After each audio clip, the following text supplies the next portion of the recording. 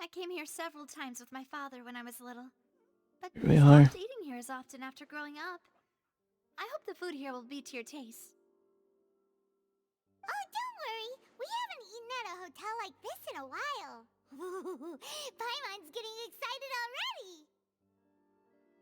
In that case, I'll go order for us first. Please wait here a moment. Just get us something tasty. Tasty. Ooh, everything looks so good. People in Fontaine sure know how to enjoy life.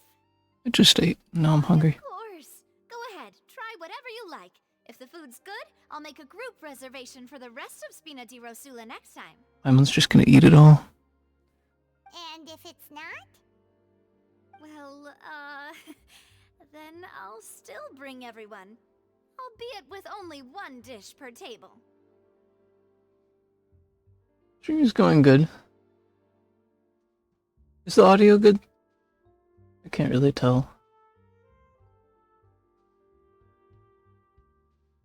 You, sure have your own way of doing things. Oh, we called this a farewell meal, but we could also treat it like a victory feast, right?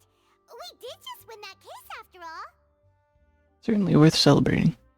It was a pleasure working with you. Oh, true. Very true. In that case, boss, we'll have another 2 dishes. Paimon didn't mean that you had to order even more food.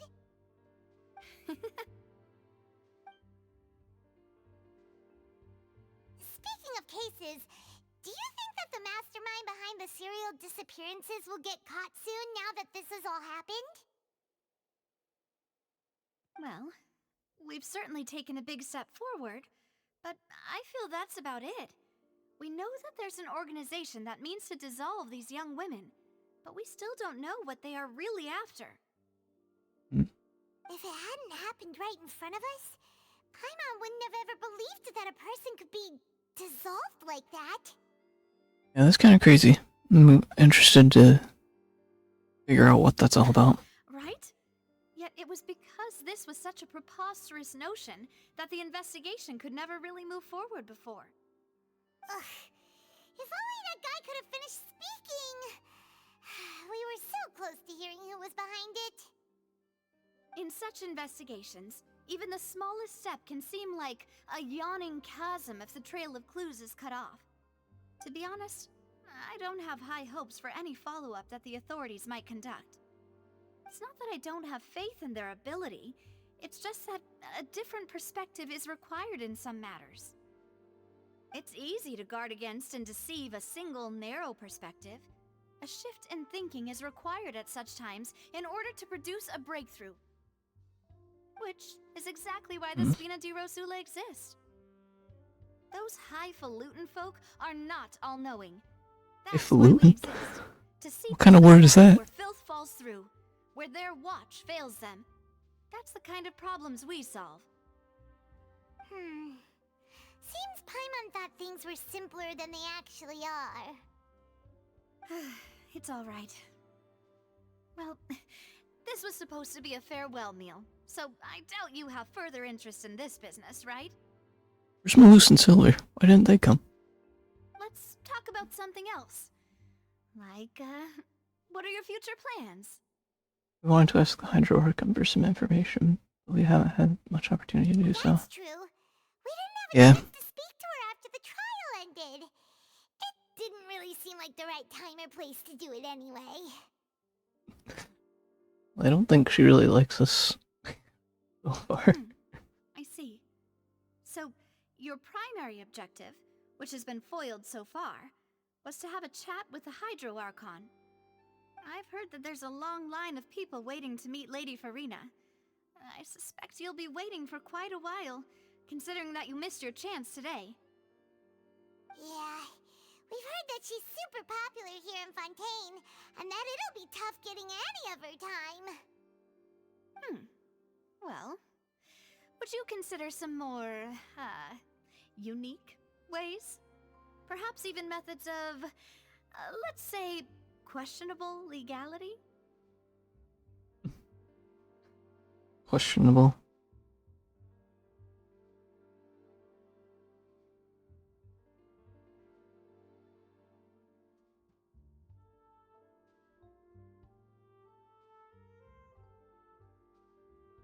Seems like the stream's working fine. I don't know why it's not working on my dashboard. But seems like it's running fine though. Guess that's Spina di Rosula's boss for you. Chock full of sketchy ideas. Well, what did you have in mind? Well, one way would be to infiltrate a performance troupe at the Opera House, only to abandon your act at the play's climax and ask to speak to her after the performance. I'm sure Lady Farina would be eager to see the ending, and would agree in order to finish watching the play, don't you think? Could you suggest something a little more practical? This plan seems pretty hard to pull off. We'd have to go learn how to act, and acting's really hard. All right. I want to Here's act. another. Find a way to conceal yourselves under her bed. Then wake her up in the dead of night and demand answers. Don't let her go back to sleep until she answers all your questions. That's totally legal. We're totally not gonna. Why do I have a vision that this is, if we do that, we're gonna go down to the prison and Wraithsley's just gonna be there?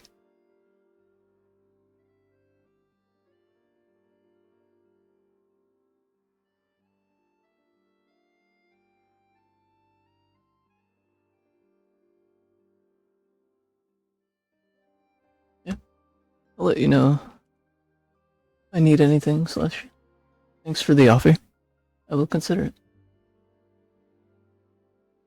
I can personally testify that this one works. When I'm sleepy, I'll do anything as long as I can finally get some sleep. That might work, but that's not really the problem. The problem is we don't want to get ourselves arrested. I want to get arrested. Valid point. I overlooked that part. I was just thinking about leveraging a person's desire for sleep. How can you overlook something like that?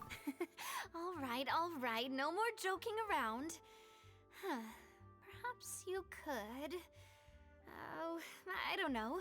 Cut the line when she's on a break. What's that supposed to mean? Defeat her in court, Oh. clearing citizens of hers from false accusations. Now I got it. False accusations she had nearly upheld personally. I imagine that she feels quite ashamed about the whole thing. You mean that if we catch her while she's on a break, she might be too embarrassed to refuse? Oh, that does make some sense. Worth a try. Someone with her personality really feels shame. Why don't we give it a try after this meal? You know, strike while the iron is hot and all. What iron? Paimon, did you drink my Fanta? Was this your drink? Oh, Paimon. Sorry about that. Paimon wasn't really paying attention and the cup was right next to Paimon. Would you like to order another? No, it's fine. We're just about done here. Where did all the food go? I wasn't even paying attention to the table. All the food's gone, now there's just desserts on there. Paimon wouldn't recommend Fanta anyway. It tastes kind of salty and icky. I'd have to agree. My drink also tasted that way too. Is that so? Huh. Well, in that case, we'll have to blacklist the Fanta here then. If we're all finished eating, then I'll go pay. Yeah. Why does Navi have to pay? Thanks for the treat, Navia.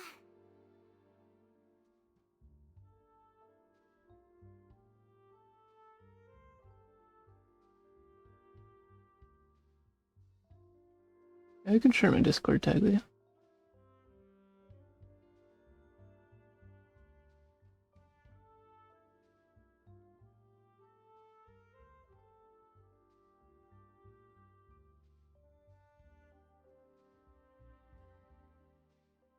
Hold on just 1 second.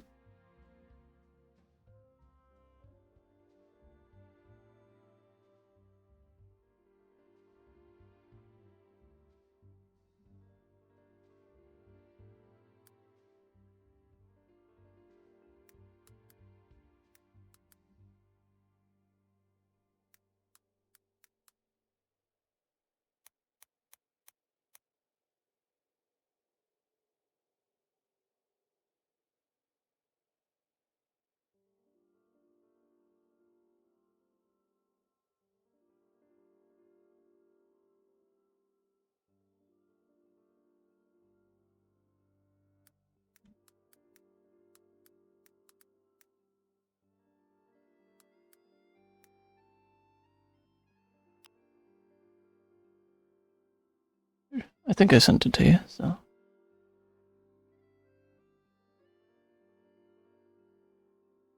Be able to find me from there.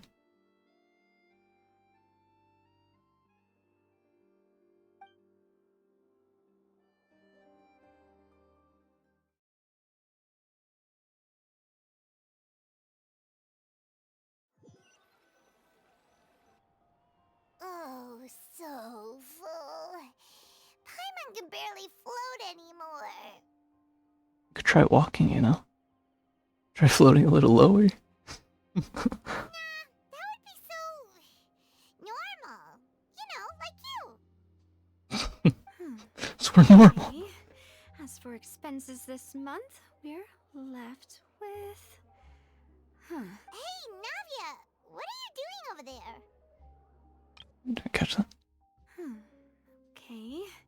As for expenses this month, we're left with... Huh. Oh, nothing. It was just a meal, you know? Nothing the Spina di Rosula can't cover. Seems that was pretty tougher. That was a pretty pricey meal, all thanks to Paimon. Let's get ready to try to meet the Hydro Archon again. Bye, Navia! Bye, Navia! So this is goodbye, huh? Well, if you do encounter any other trouble in Fontaine, you're always welcome to contact the Spina di Rosula. I'll give your request the highest priority. In any case, Thanks, I Navia. wish you smooth sailing. I'll see you again, partner. Goodbye. See you again soon.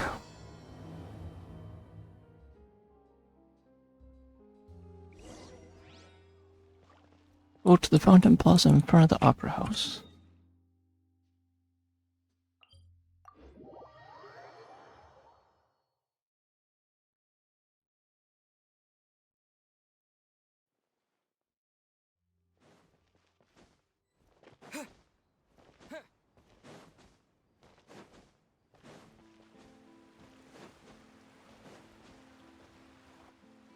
There aren't many people around anymore.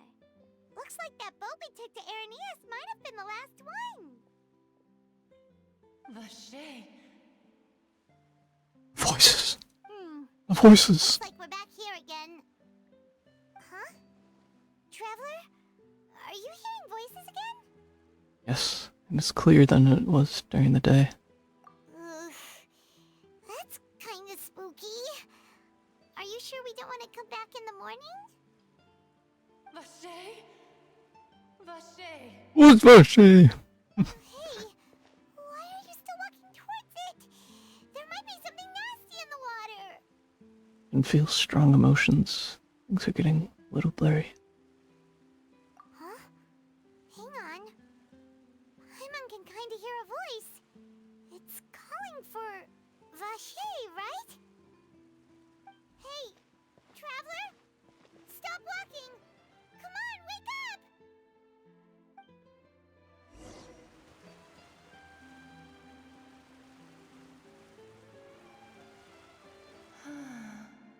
Ocean, it.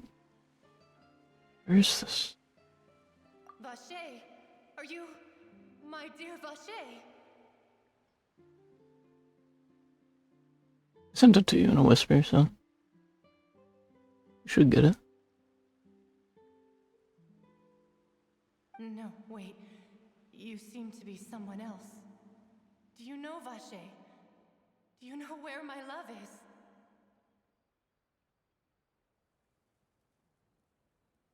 I'll check it out soon.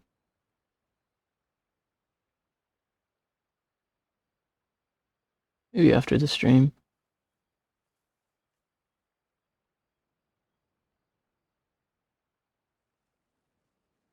Afraid not. Wait. Who am I? I'm very sorry. I fear I do not know. My memories feel like they have been washed away like a flood. So many fragments dissolved amidst the tide, never to be recovered. How much have I lost? How many things that I once held dear while on land have I since forgotten? You were once human.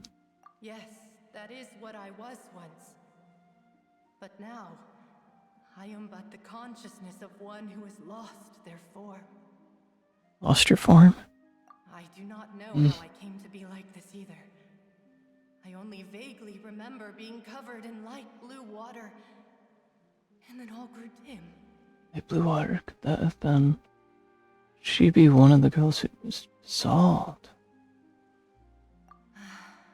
I also remember going to many places. I loved adventure, loved exploring places of peril. No matter where I went, Vacher would go with me. I knew how dearly he loved me, and I also loved him equally as much. But now, we can no longer go back. The pain of such parting. I never knew how heavy it could be. You need me to find him? No. Our reunion no longer has any meaning. There is no way for us to create any new memories. The thought of me gives him no succor. So let it lie forgotten beneath the waters. If you meet Vacher, tell him not to look for me. Tell him to move on. That is the only thing I still remember. I believe it will be hard for him to forget you. Perhaps that is so. As I was submerged in the waters, losing consciousness, I saw Vacher above the surface. His eyes were filled with such sorrow, such longing. If only I could have comforted him, told him that I did not suffer. Indeed, I had felt a great warmth. Means Vacher was a witness to the fact that you dissolved. Is that what you call it? Dissolving? If anything, I consider it a form of release. It was a state of neither fear nor frenzy, with only an endless peace, like the water's still surface. I could also liken it to being a thirsty person who drinks water for the first time, and only then sees how they have lived for so long in a world of endless want and anxiety. Seems that after the body is dissolved, to some measure the consciousness still remains. I think I hear your companion. It's time for you to go, I think.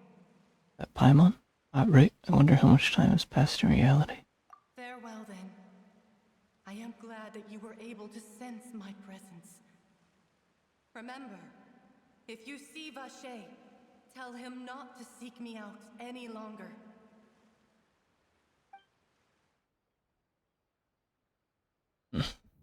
Interesting. I've seen already.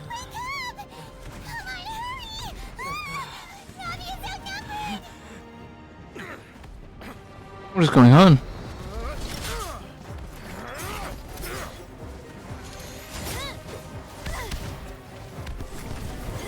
Oh, Navia.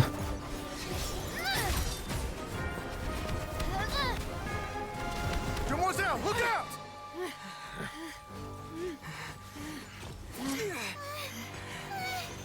Dear God, it's a whole army of Gardamex. This is not good. Rand? Rand?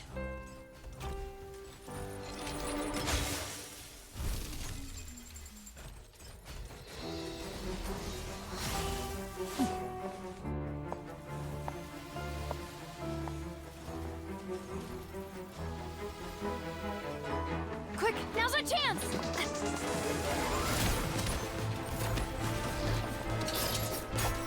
Ho ho ho!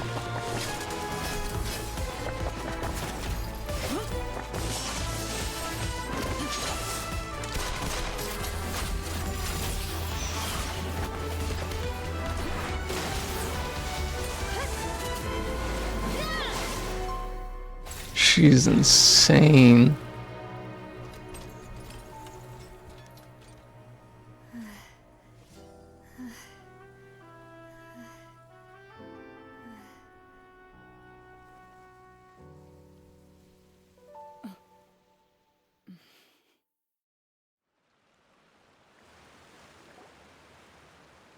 should thank you for lending us your sword there, Clorand.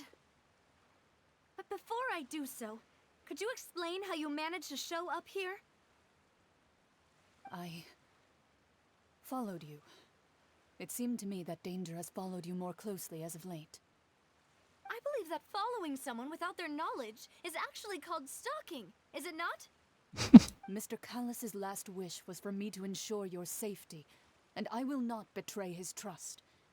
He would do the same, were he alive today.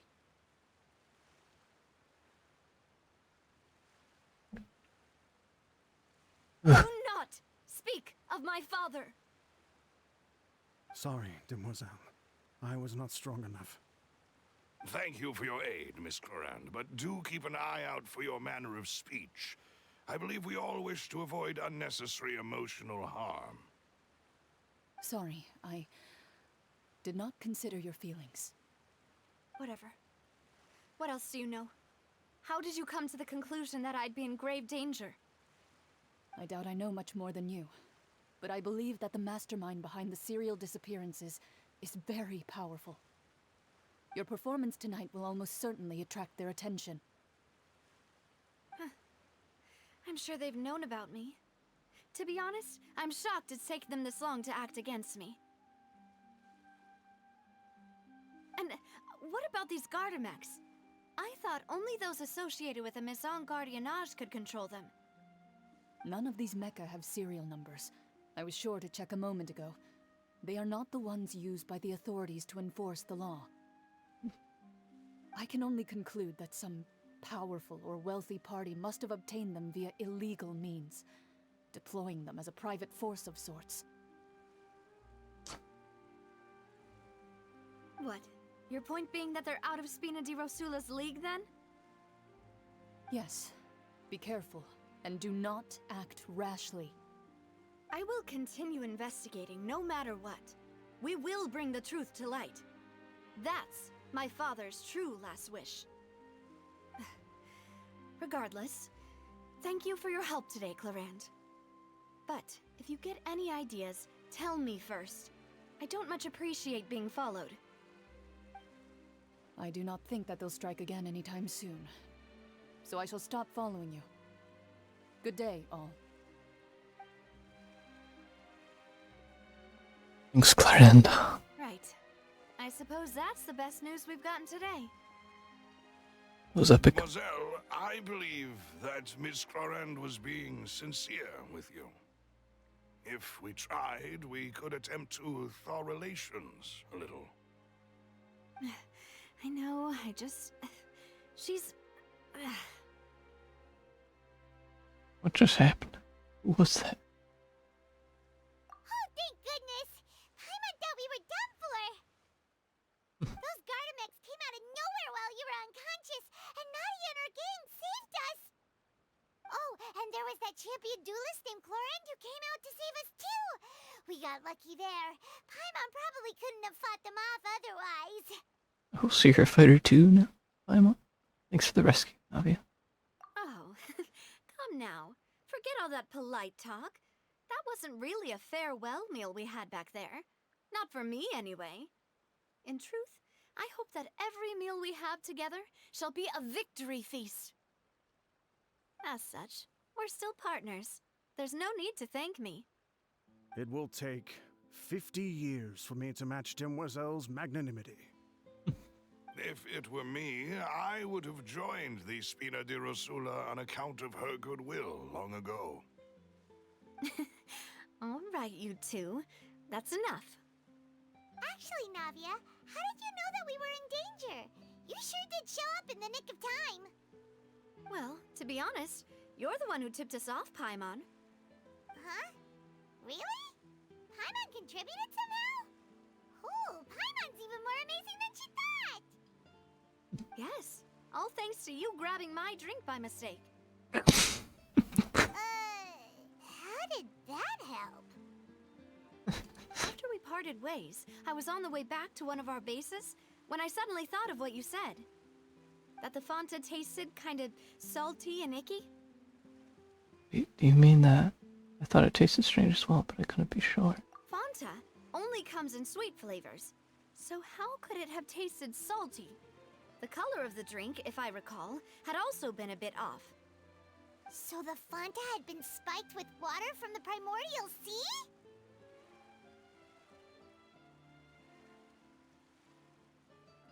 That's wild. So if you hadn't drunk that cup for me... Ooh. Spina di Rosula is preparing the grandest of awards for you as we speak for saving the boss. Huh. Really? Fortunately, Paimon, neither of us are from Fontaine. You guys would have been. I sent people to Hotel de Boer to investigate, but whoever did this left no trace at all.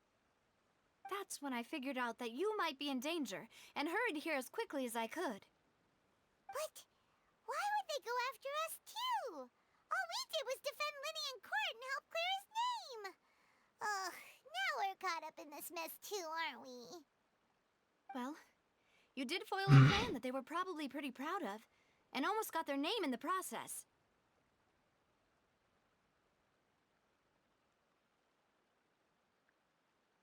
Speaking of which, did anything strange happen when you drank the primordial seawater? Well, it can't be a coincidence that the traveler fainted just now. He said that he heard that voice calling for Vache again. Oh, and this time Paimon heard it too, but it was real faint. Does this situation have to do with the primordial seawater then? According to Lynette, the ability to hear voices like that has to do with one's sensitivity to the hydro element. Does that mean the primordial seawater raises someone's sensitivity to hydro when it's used on people who are not from Fontaine? That doesn't sound like too much of a bad thing, to be honest. I also gained some new intel. New intel? While you were out cold?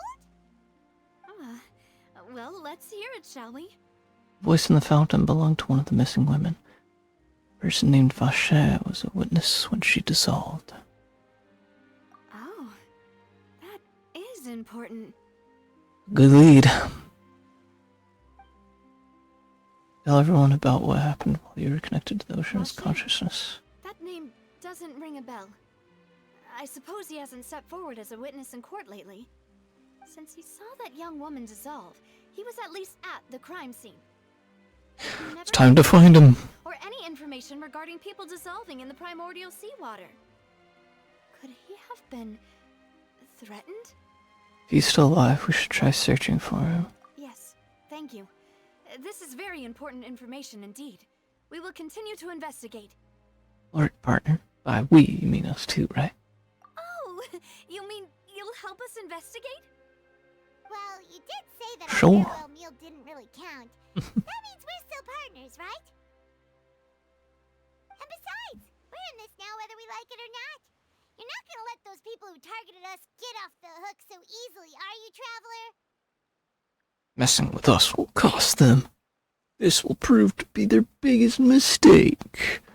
Demoiselle, do try not to look quite so pleased. You are the face of Spina di Rosula, after all. You talk too much. Well, in that case, let's head back to one of our bases, shall we? I'll arrange accommodations for you. We also have some plans to go over, and hopefully we can deepen our bonds as partners. But we'll take that one step at a time, I guess. Don't worry, you two. With us around, our base is definitely secure.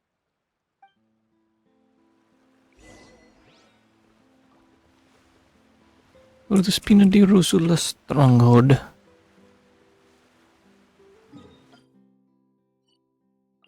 Spina di Rosula.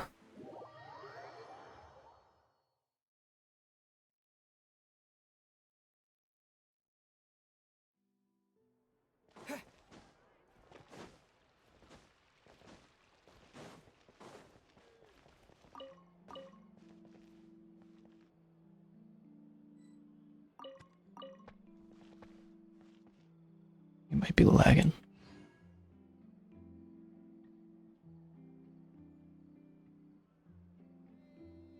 Just a second.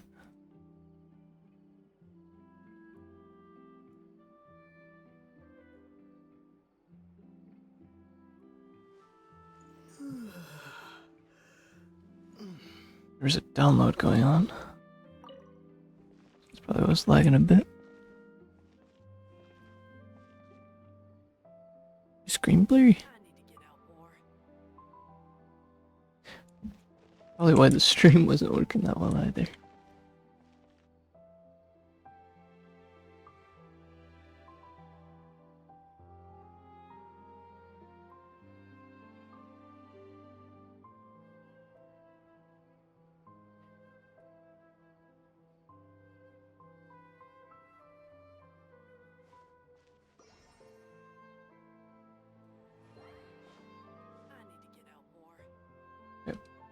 Hopefully it works better now.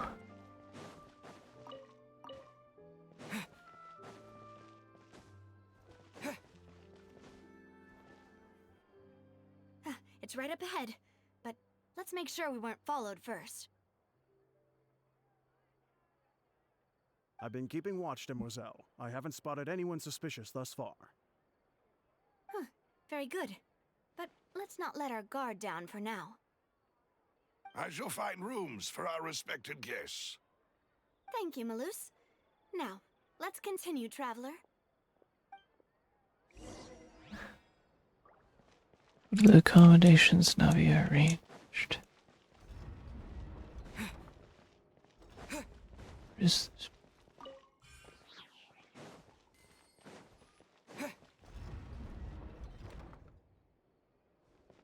Am I supposed to go down here? Assuming so. Whee! Whee! Whee!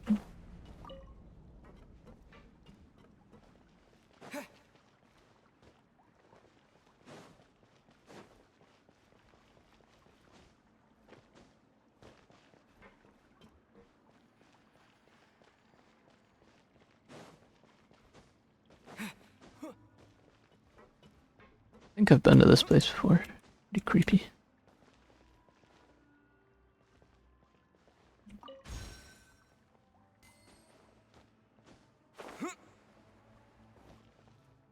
This way.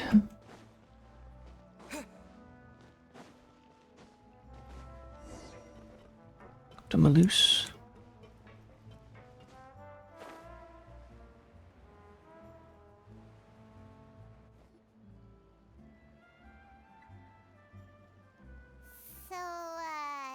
This is your base? It's not quite what Paimon imagined.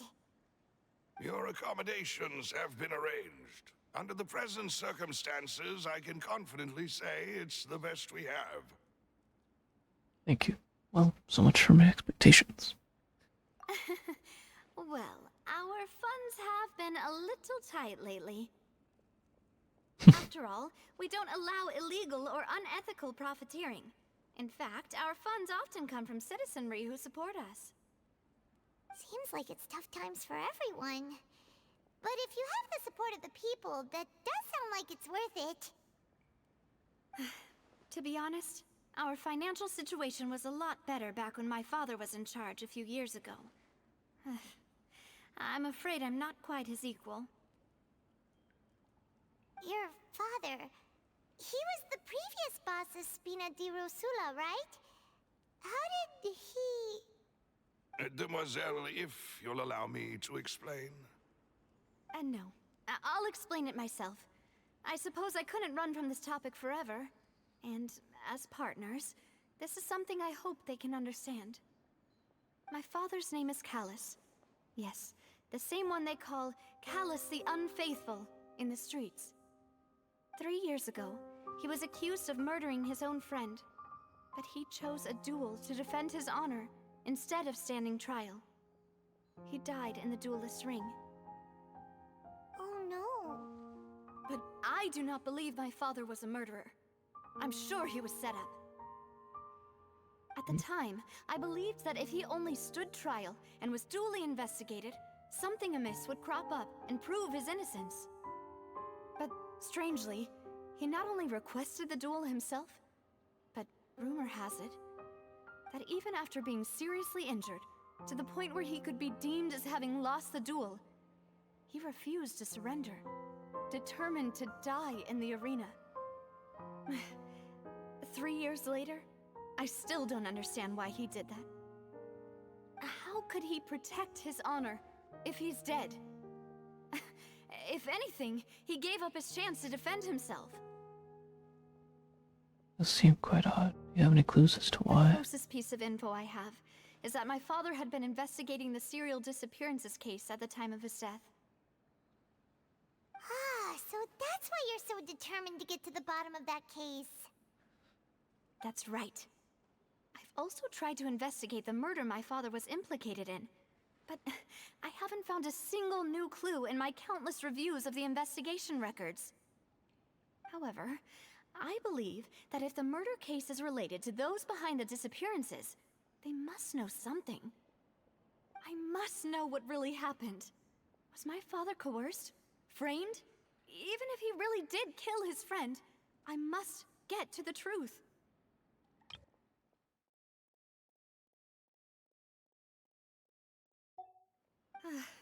If only he'd been more open with me when he was still alive. He even hid the fact that my mother died due to complications when giving birth to me.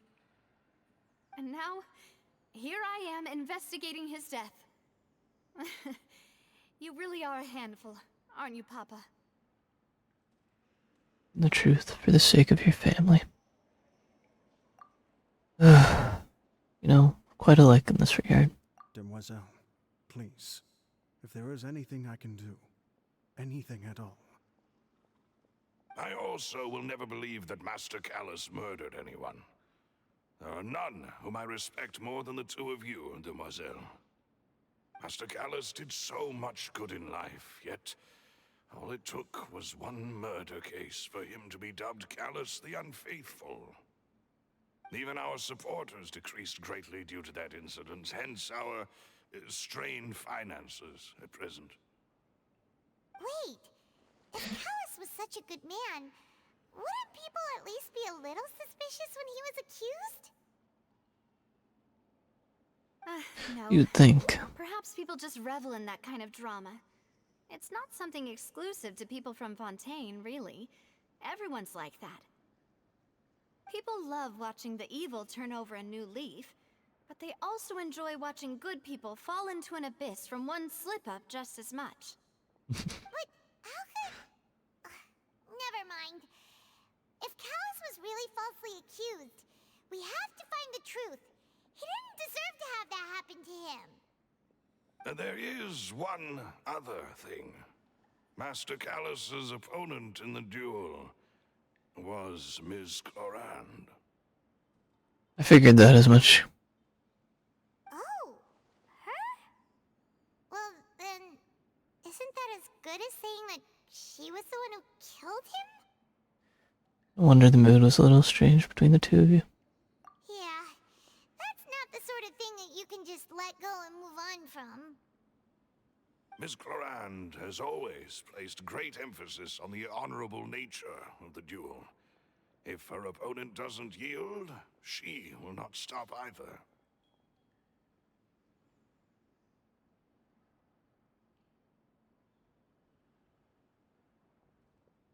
She knew Master Callus beforehand and greatly respected him, but seeing how he was resolute in the arena, there was only ever one choice she could have made. It's not that I don't understand her at all, but I just can't deal with this yet. Don't worry, Navia. Paimon knows how you feel. You don't have to force yourself to do that. Afterward, Ms. Clorand told us that at the start of the duel, Master Callus requested that she ensure Demoiselle Navia's safety. And that indicates he intended to die in that duel. Yes, that is our understanding as well. Oh, Papa.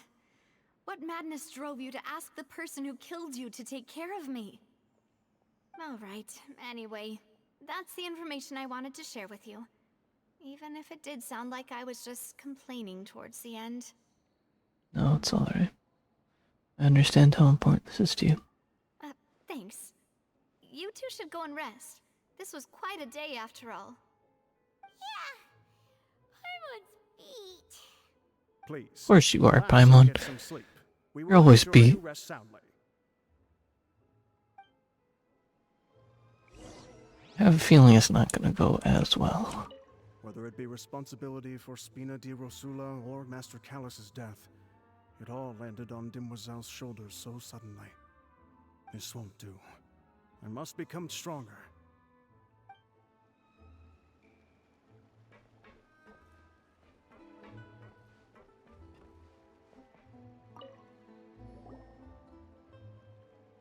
Peaceful night passes under the Spina di Rosula's protection. Paimon slept so well. This place feels almost too safe. Huh? Navia? Where did the other two go? I sent them back to Poisson. It's Spina de Rosula's place of origin, and where we have our headquarters. There's not much for them to do here at the moment. Paimon gets the feeling that you're just trying to get them off your back. But never mind that. When did you get back? Were you waiting here the whole time? No, I just returned after going out for a while. I did some investigating yesterday regarding the name Vache. Wait, so you didn't sleep at all? How could I after having such critical new evidence appear? Guess Paimon wasn't speaking for everyone just now, huh? Unfortunately, this name seems to have been wiped from existence. It doesn't seem to have a match anywhere. I suspect that those behind this have already taken steps to hinder an investigation from this angle. But that does prove that this Vache person is a key witness in the incident. Does that mean we're too late, though? No. There is one ray of hope. One place in Fontaine that they would find almost impossible to threaten, no matter how much they wanted to. And that is the archives kept by Chief Justice Neuvillette, a place where detailed files on all the cases in recent years are kept. If the Oceanette you met is one of the young women who went missing recently, we should be able to find some related information there. So Neuvillette maintains an archive of case files? Whew. Guess that's the hard-working Chief Justice for you. In that case, let's go talk to him, shall we? Aren't you coming along, Navia? Did you get tired? No, it's nothing. Let's go see the Honorable Chief Justice. I have a feeling she doesn't want to see Neuvillette. Already the first part done. Truth lost with the rain. Go to the Chief Justice's office. You're now involved in the serial disappearances of young women case. Whether you like it or not, from the new intelligence you gained from your encounter at the fountain scene, you and Navia prepare for the next step in your investigation. Go to the Chief Justice's office. It's time to see Neuvillette. Right up ahead. Come on.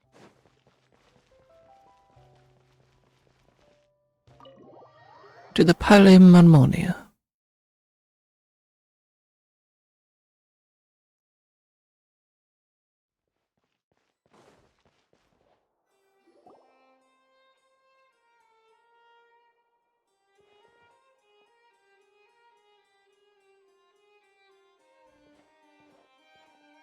Halt! Please state your business here. The Chief Justice is presently occupied with official matters. This place does look pretty heavily guarded. Guess that proves that Neuvillette's files are really secure. Hey, don't you recognize us? Huh? Who are you? Just to be clear, I don't care who you are or who you might be related to. Our rules make no exceptions. See? They've got great discipline, too. Yep. Paimon can tell. If you're here just to crack jokes, I can point you towards the exit.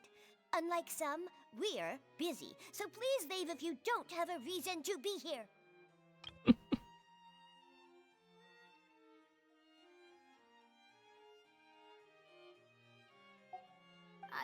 no. What I meant to say is, shouldn't you remember us from a few days ago? We were at the trial of the great magician Linny. Oh, yes, I remember. I read about it in the Steambird. You must be Linny's attorneys. It's all coming back to me now.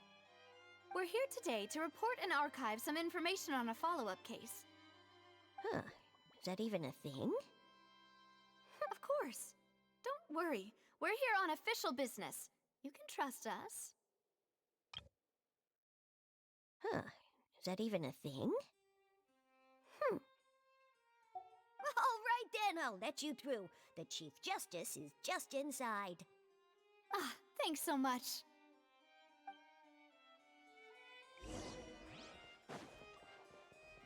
Akan door. Please come in. Novi.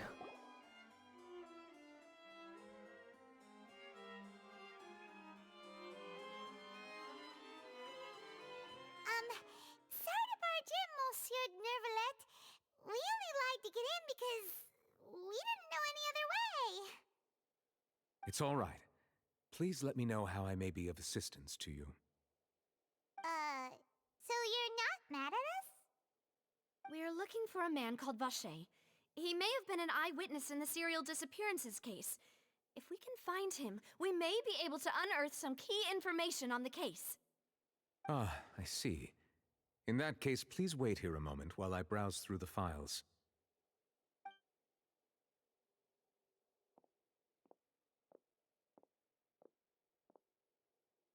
Who knew that Nervalette would be so easy to talk to?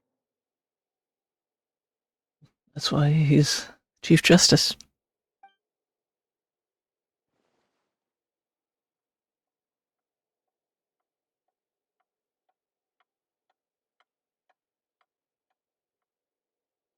Unfortunately, I'm quite certain that no one by the name of Vacher has been involved in any case, criminal or civil, in the past several years. There are no records of him either in the files or in my memory. Guess that's that. Back to square one. Traveler, what if it was really just a dream? Is that so? All right then. Thank you so much, Monsieur Neuvillette. We'll take our leave now. Ahem.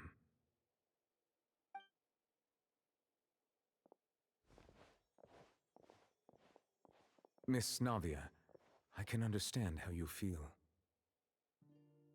Your father, Callus, was a truly exceptional man. We deeply regret his passing. And what are you trying to say, Monsieur Neuvillette? Are you trying to console me? Extend your sympathy? Or just express some tendril of regret? No. You are not trying to do any of that. I can hear it in your voice. There's no emotion behind your words. You only said those things because you felt like you should. It's just like last time. After my father took his place in the duelist ring, I pushed through the guards to talk to you as a last resort. You even told me then that you thought there was something fishy with the case, yet you still allowed the duel to go ahead. In your eyes, the value of a human life is nothing compared to those cold laws you hold so dear. If you truly regret my father's death, then why didn't you call a stop to the duel? He's crying. Why didn't you give me the power to stop him from throwing his life away? Why did you just let him die, despised and hated by all? Everything was hanging on a thread at that moment. Just the tiniest effort could have changed everything. There are still so many things I never got to tell him. So many questions he still owes me answers to. If you really have no heart, then just look me in the eyes. I, Navia, will show you the true meaning of regret. I'm sorry, Miss Navia. You and my father are truly alike. You keep all kinds of things in your heart and never say a word to anyone. It's not so much that you can't feel, but that you would never express anything. Oh well. In any case, everyone already knows full well the apathy of the Chief Justice. My apologies for taking my emotions out on you, Monsieur Chief Justice. Let's go, Traveler and Paimon.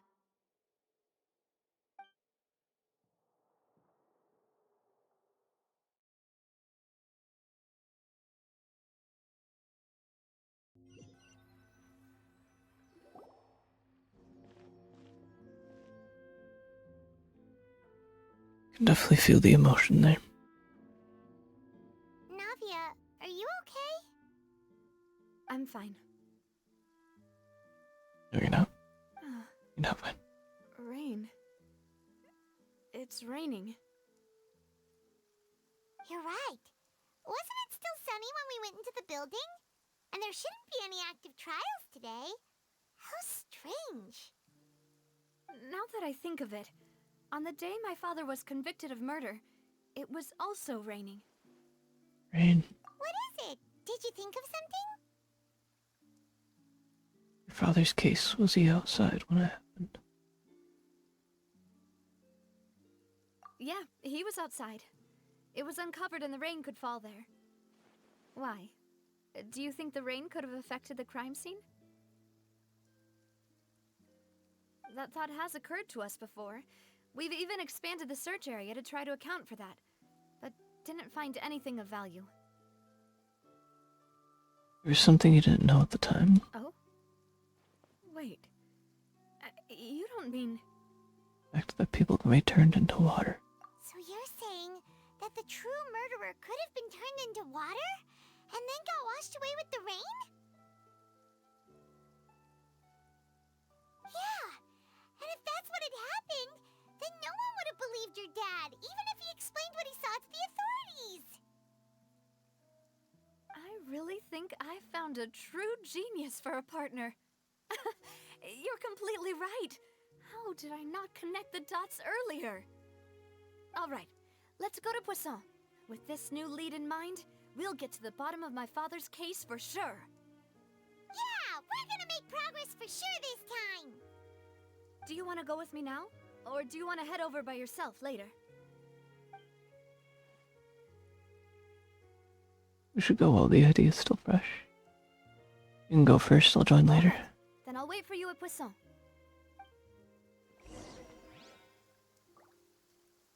What up, Poisson?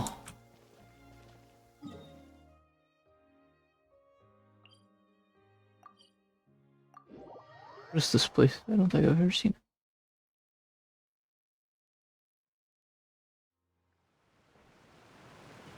Have I been here before? They unlocked the waypoint. I don't remember this place.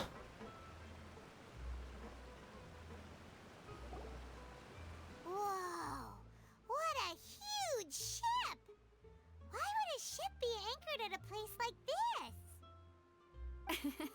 There's no need to be so surprised.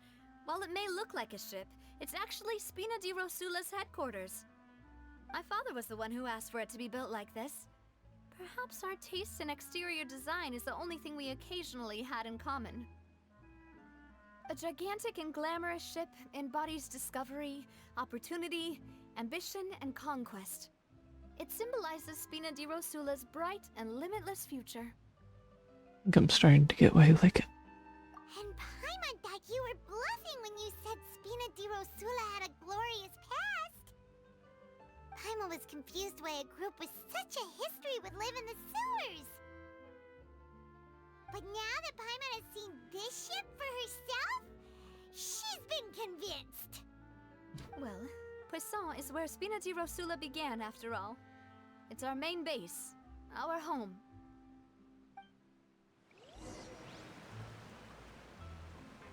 Dr. Malus on the ship.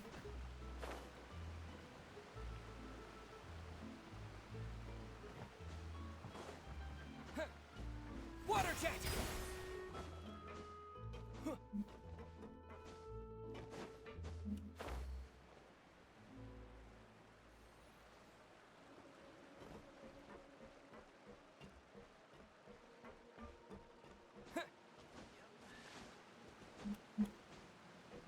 don't think this is the right way.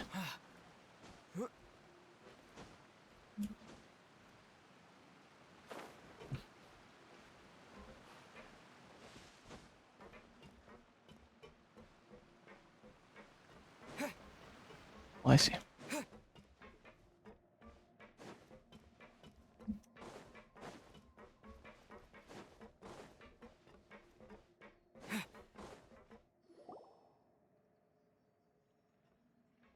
Maloose, we're back! Apologies for the wait, demoiselle, and our most important partners. You said before that you still had some business at the court. What brings you back to Poisson so quickly? About that. It's because my partner here reminded me of something really important. You see, what if my father's case had something to do with water from the primordial sea? You still remember, right, Maloose? On that night, it was raining? Yes, the case was quite similar to that of Mr. Linney's. Both were what you'd call impossible murders. Mastermind be the same person? Could you tell us a bit more about what happened before? Probably. Yeah, of course. Many years ago, something called synth began to gain popularity in Poisson. At a glance, it was a kind of drink that could excite your mood and produce many pleasant hallucinations. Wait! Didn't that guard guy who turned into water also mention that the primordial water could be used to produce some kind of potion?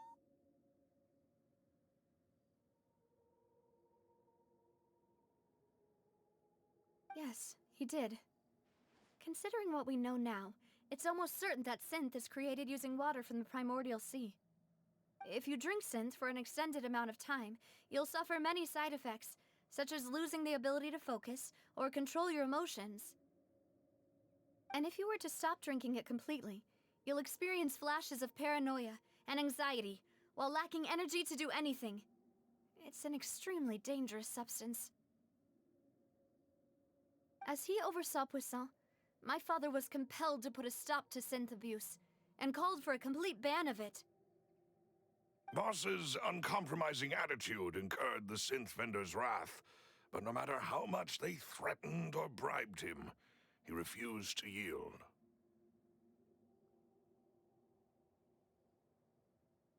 Not only that, Boss became determined to find the mastermind behind the synth operation and put an end to the problem once and for all. Yes, but the enemy was very cunning. So he could never get anything out of the dealers, all of whom only sold the stuff and weren't privy to the rest of the operation. Recognizing that, my father decided to contact the dealers in secret and cultivate personal relationships with them. Finally, he was able to convince someone to become his informant. The man's name was Jacques. He felt greatly ashamed about his work after seeing many families destroyed by synth abuse. That night, my father hosted a banquet at his countryside estate. He planned to meet up and exchange information with Jacques over some food. But then, we heard 2 gunshots from the courtyard. We raced to the scene and found my father, still holding a gun, and Jacques, who was already dead on the ground. Huh? How did that happen? Aren't they on the same side? Sounds just like Lenny's case, doesn't it? In both cases, the culprit seemed obvious, but neither appeared to have any motive at all. Looking back on it, though, I now believe the most important clue was something we all overlooked at the time. There were pieces of clothing left at the scene. It could have belonged to someone who got dissolved. Precisely. It's all thanks to you that I made the connection now. Back then, we all just thought they were some costumes that Jacques used to disguise himself at the banquet. But, considering it now, it's almost certain that they belong to a third person at the scene. With one extra person, we'll also need to reconsider why the 2 shots were fired. Maybe your father got into an argument with Jacques. It's also possible that the third person was to blame. I think the third person wanted to kill one of them. I'm not sure which one. Then father shot that guy. You're right. We still don't know what happened. But my intuition tells me that we're on the right track to figuring it all out. I'm finally headed towards the truth. Jacques was an empathetic man who was infinitely remorseful for his past actions. It's unlikely that he turned on Boss with zero warning. I think this third person is probably the key to the full truth. On that note, however, even though this will not please you, demoiselle, as your and your father's butler, I must still offer a word of warning. Our opponent is insidious and cruel. They are extremely difficult to deal with, and Boss has already lost his life trying to bring them to justice. Even though Spina de Rosula has lost most of its former glory, Poisson has welcomed a new time of peace, and we have been allowed to live out our lives. There is no need to follow your father's path. It would be both wise and in line with Boss's wishes to step back and give up on the case. If that's indeed what he wished for, then he should have told me that himself. Was I not the closest person to him? And yet, I was the one most kept in the dark. What was the point of him dying without sharing any of the secrets he knew? Did he manage to protect anything in the end? Synth is still here. Callus the Unfaithful is still his epithet. And Spina di Rosula is barely getting by. Nothing has changed. Did he think I'd just accept his meaningless death and live out my life just as meaninglessly? I've never accepted that, ever. Not since that day, and certainly not now. I want to find out the real answer for everyone's sake. For the missing girls, for the victims, and for myself. Navia. This is indeed the best moment to act. Your partner appears to be quite reliable, and more importantly, demoiselle, I think you're also ready to take this on. So you do know something else, Maloose? Yes, I do. In fact, even before that banquet, Boss already knew of the connection between Synth and the serial disappearances case. But what drove all the tensions to the boiling point was the revelation that you, demoiselle, had been selected as the next target to disappear. What? Boss also didn't tell you that he had been diagnosed with a rare illness. The doctors told him that he had no more than 5 years left to live. And the serial disappearances case caused him great anxiety. 5 years was nowhere near enough time to resolve this long-standing conflict. But once he passed away, all the danger would pass on to you. Knowing all of this, he decided to use one final intimidation tactic before his death. He claimed to have already gotten his hands on some key incriminating evidence for the other side, and even told some members of Spina di Rosula about the details. But as long as you remained safe, he would not share the evidence with the public. If something were to happen to you, then he and all those he told would immediately expose all they knew about Synth and the disappeared victims. Right, so nobody would be able to get off scot-free. As we've seen, Boss's tactic has worked. Even though Boss has been gone for a long time, the other side has not tried to take Demoiselle's life. No, I don't believe it. He never appeared to look sick to me. No father wants their daughter to see them weak and haggard, especially someone as proud as Boss. To him, dying in a duel and suffering lasting dishonor as the Unfaithful was still far preferable than losing face in front of his daughter. So he chose to die in silence, so that he could protect me. I'm afraid you're not understanding this correctly, demoiselle.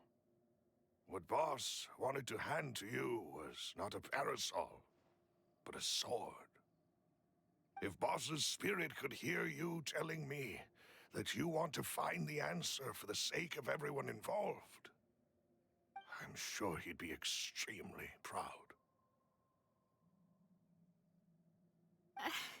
That fool. Couldn't he have just given it to me straight? No. He might have set up everything precisely because he never thought I'd be able to understand him. Is that the amount of confidence he had in me? And what if I was never able to make it to where I am now? Gave you the choice to live how you want. Yeah. I suppose that's true. With the way he'd set things up, if I had wanted, I could have just lived out my life without a care in the world.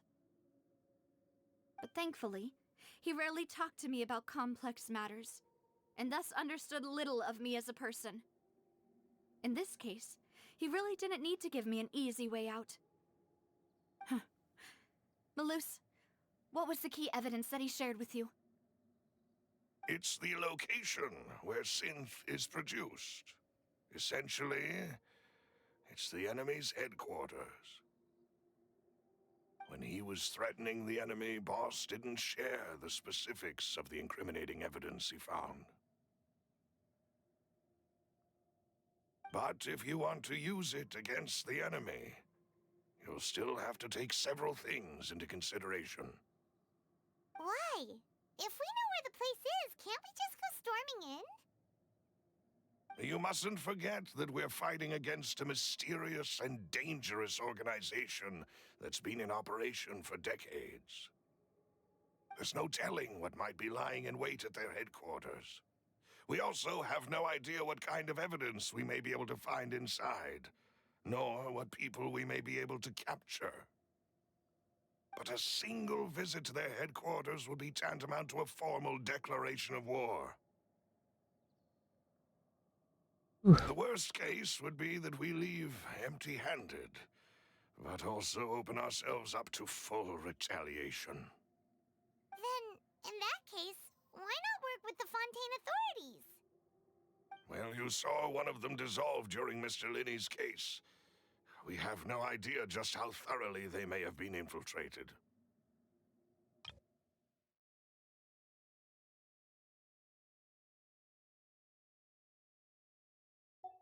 Huh. That's true. Seems my father really had no choice. But things are different now. It should be a lot easier to prove the other side's guilt, now that we've connected Synth with the disappearances case. You sound like you've put a lot of thought into this, Malus. I am the butler, after all. I live but to serve the boss and Demoiselle's will. I've always been willing to take on any kind of risk for your sake. But considering my relative lack of ability, I've spent my time keeping secrets, performing basic investigations, and waiting for the right time to come. Thank you for all of that, Malus. Have you discovered anything new in the past few years? Let me think. One conclusion I came to is that the enemy must be quite familiar with Spina di Rosula, or at least have an informant planted here. When I announced orders to the organization's members on Demoiselle's behalf, I used to deliberately keep a few people in the dark and observe the reactions of the synth vendors. If the vendors didn't change their plans, then the individuals informed of our orders must be innocent. If the vendors packed up and fled, however, then someone must have given them the news. After several rounds of testing and investigative tracing, I've narrowed the suspect list down to 3 people. The first is Florent, Spina di Rosula's senior advisor. Huh? Florent? Yes, surprising, isn't it? He was one of the people Boss trusted the most, which also means that he was someone who understood Boss really well. Thanks to his position within Boss's innermost circle, he always knew our upcoming plans and could thus avoid capture this whole time. There's someone else like him too. Marcel, the head of Confrérie of Cabriere. Uncle Marcel. What is this confrérie? It's a guild in Poisson. A boss helped it to grow to its current size and prominence. In the beginning, they were only reselling some daily goods, but now they're one of the richest guilds around, with a lot of business connections in the city. So, they're like a sister organization of Spina di Rosula? Yes, you can say that. When we were fighting against the synth dealers, they provided us with plenty of support. It's a bit difficult to imagine someone using their own money to hunt down themselves. The final suspect is Thierry, the man responsible for coordinating information between Spina di Rosula and the guards. Although the guards mostly leave us to our own devices, there are still many activities we have to report to the local authorities. Since Thierry is always in the know about our current activities, he could theoretically always plan one step ahead. I see. These are all people who I communicate with quite regularly. To think that the enemy we've been fighting against has been right next to me all along, among those I trust the most. It's almost too hard to believe. If you want to investigate them, please take every precaution to not alert the quarry. Judging from our experience, the enemy is extremely cautious. Of course. And thank you, Malus. You've provided us with a lot of great information. You're too kind, my lady. I'm just doing my duty. And before I forget, proving Boss's innocence would also mean clearing him of blame in Jacques' death. After that incident, Jacques' wife and daughter were taken into the Spina's care. They still live in Poisson today. If it might help, you could also pay them a visit. I can make the necessary arrangements. Aw, thank you so much, Malus. You really are the best. A new case awaits, my dear partner. Leave it to We me. can work together to uncover the truth and end this case once and for all. Callus case records. 3 years ago, on a rainy night, banquet goers heard 2 gunshots outside the house. When they reached the scene, Callus had a gun in his hands and Jack has been shot and slain. Based on the investigations done then, there is no possibility that anyone else could have done the deed and escaped, and Callus was thus judged to have been the culprit.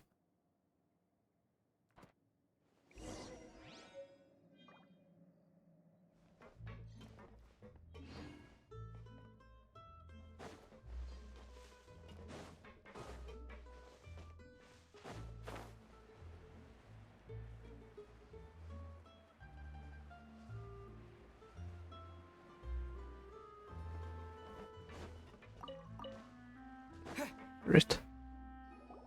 It is settled, then. Please excuse me, and enjoy your conversation at your leisure.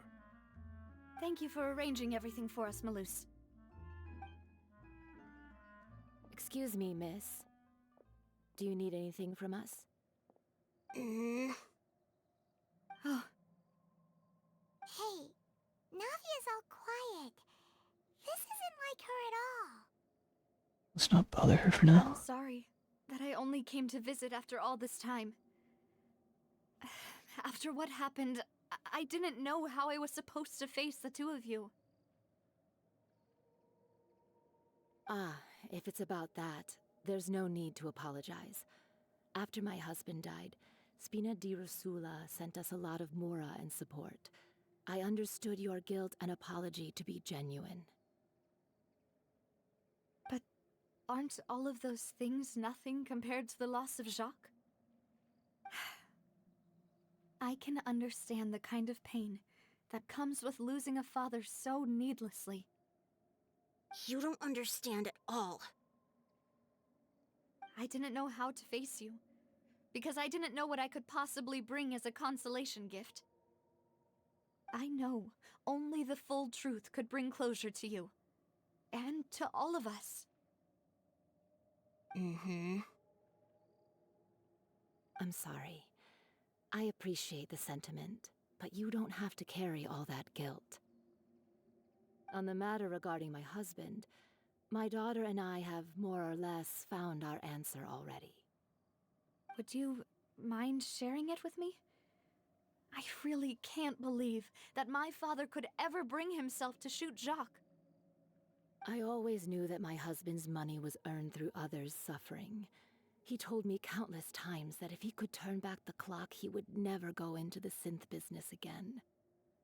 He had many regrets, and felt that he took the idea of providing for his family too literally.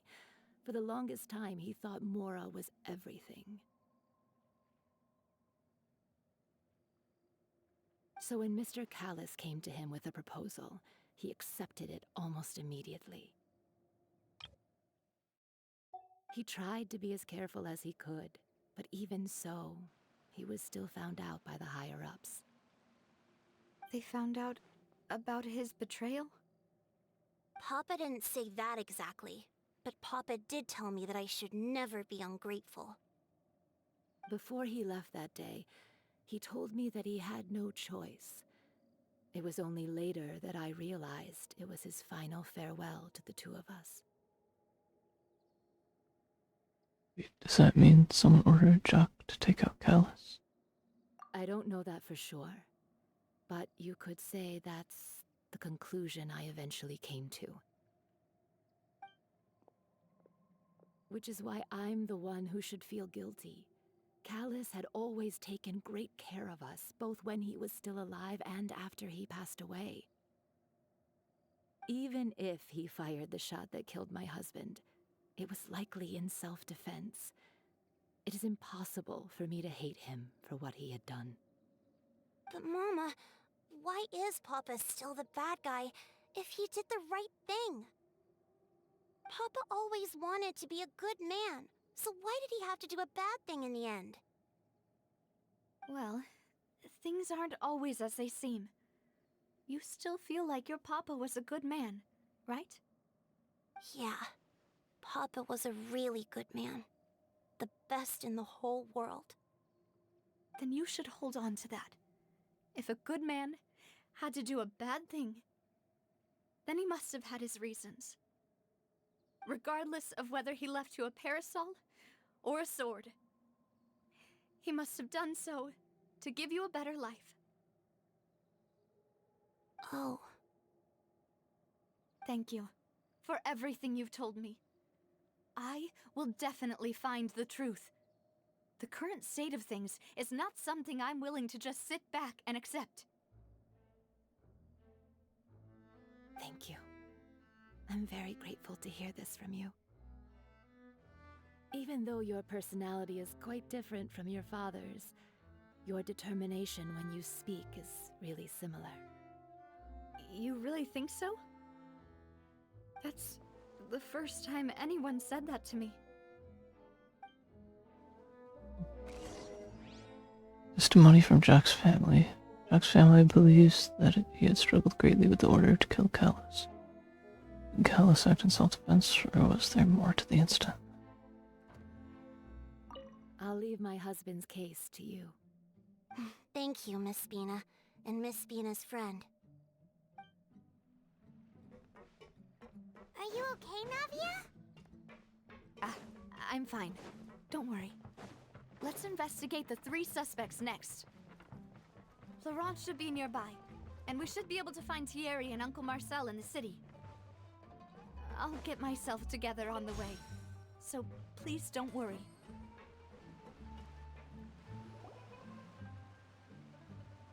Greetings, boss. How may I be of assistance today? I'm sure you've heard about what happened at the Opera House. Someone got turned into water right in front of us. Yeah, I've heard. With something that dramatic, I'm sure journalists will milk it for all it's worth. And it'll be all the talk for the next several weeks. It also reminded me, on the day that the incident happened with my father, it was raining outside, and we found some clothes left at the scene. After my partner here put the dots together for me, I feel like we should try to reopen his case. can you do me a favor and try to recall what happened that night? Let me think. Mr. Callus was feeling pretty upbeat that day, so he was drinking and bantering away with us at the table. After that, he told us that he wanted to go get some fresh air, so we let him go without thinking much of it. Who knew that we would hear 2 gunshots ring out right after? My first reaction was that Mr. Callus's life was in danger, so I grabbed my holster and made a mad dash toward the scene. But when I got there, it was already too late. Mr. Callus was standing over a dead body with a gun in his hands. All we could do was look back and forth at each other, not knowing what to say. So you also remember 2 gunshots then? Indeed. The guard said that the first shot didn't hit anyone, while the second killed Jacques. But I've never really bought that explanation. Reason being, Mr. Callus had left his gun on the table. I even made sure to confirm that before running to the scene. But according to the guards, that doesn't mean he couldn't have had other guns on his person. About the clothes left at the scene that you mentioned, do you think there was a third person there who was turned into water? Very possible. At least from our perspective, my father had no reason to kill, so he would also have no reason to bring an extra gun with him. The gun he was holding probably belonged to Jacques, or a third person on the scene. Yeah, that makes a lot of sense. So you're saying Mr. Callus ended up with the gun because he seized it from one of the other guys? But hold on. If that's what had happened, then why didn't he share the truth with any of us? He didn't even want to face the Oratrice machine, and chose instead to prove his honor in a duel. Did he lose all faith in the courts after seeing someone dissolve right in front of his eyes? About that, Malus told me a thing or two, so I think I can understand why he committed to the duel. I'll tell you everything once the whole truth has been revealed. I understand. Then I'll leave Mr. Callus's honor in your hands, boss. And if I may just say one more thing, the whole Callus the Unfaithful epithet has been a thorn in my side since the day it was invented. Many people have laughed at me for still calling him Mr. Callus, even after so many years have passed. But it was Mr. Callus's trust that allowed me to rise through the ranks of Spina di Rosula and live the life I lead today. No matter what others might say, he'll always be the man I respect the most. And he'll always be my boss. Don't worry. I will definitely find the truth. You and all our other comrades at the Spina deserve to know the truth as well. Information regarding Florin. Florin, the advisor to the Spina di Rosula, claimed that he was very grateful to Callus for his kindness. He was also present at the banquet on the day of the case and can provide evidence that Callus did not carry a gun with him when he went out. My apologies, boss, for that last sentimental bit. It's just, many years have passed while I've held my tongue. It's not often that I get to share my true feelings with others. I would say it's relatively clear. It's not completely clear, but you did a pretty good job of convincing his innocence there.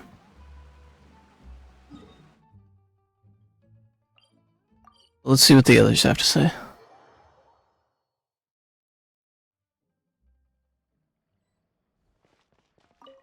Diary. Hey, Thierry! It's me! Diary. Oh, now, what brings you here, Miss Navia? I've heard that you made quite the name for yourself at the Opera House. Oh, so you've got news of that already. Oh, okay. Hey, I'm also a member of the guards, you know. The way you make it sound, people would think I was sent off to Poisson because I had done something wrong. Are you sure there isn't a little bit of truth in that? Under normal circumstances, shouldn't you have been called back to the city already? I mean, where I work is really up to me. Let's just say I enjoy the ambiance of Poisson. Callus did a fantastic job running the town, building Spina di Rosula from the ground up and clearing many obstructions in my way. It would be next to impossible for me to find a similarly easy but high-paying job in the city. Anyway, enough chit-chat. Are these two friends of yours? You, here for some formal business? Yes. These two are my partners. What happened at the Opera House made us realize that Linny's case and my father's may be related. We're trying to reinvestigate the details of my father's old case. Ah, I get it.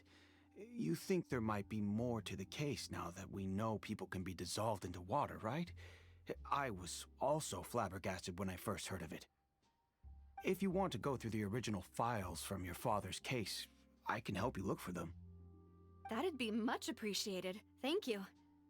Actually, I have another question. Do you have the authority to dispatch Gardamex? Of course. Without them, I couldn't possibly handle Poisson on my own. Why do you ask? We definitely can't use them to forcefully get more evidence for your father's case. Well, you see, just recently, we were attacked by a horde of unnumbered Gardamex in the city. So, if you hypothetically wanted to do something against me, all you would need to do is get rid of the mecha serial numbers and send them after me. Then you think too highly of my abilities. Dispatching mecha is very different from controlling them. If I had to make an analogy, when you order a dish, the chef will make it for you. You can ask the chef to cook, but not to massage your shoulders or carry your baggage. If you try to make unreasonable demands, the chef would just think you're out of your mind and ignore you completely. The same goes for me and my Gardamex. Removing a serial number is also not as easy as you might think. There are a lot of complex steps to it, and it's almost impossible to keep it a secret. So I can promise you, those mecha were definitely private units. They're certainly not cheap. So, whoever their owner is must be super rich, powerful, or both. Now that you mention it, though, being in the synth business would definitely be profitable enough to afford this. Makes sense. Oh, then you're officially in the clear, Thierry. Oh, well, thank you for the vote of confidence, Navia. Jokes aside, I'd like to wish you all the best with your investigation. I'll be staying in the city for a little while, so just come find me if you need any support from the guards.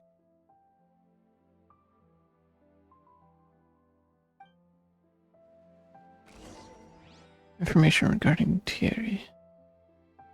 Thierry is the person responsible for official contact between the Spina di Rosula and the guards. According to him, only the sufficiently rich can privately own large numbers of Gardamex. I'll see what I can do for you in Spina di Rosula when it comes to guard stuff, but don't go advertising it to everyone else.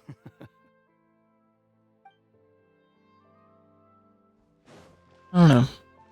I feel like he's more suspicious than the last guy. For Mom. Let's see what this last guy has to say.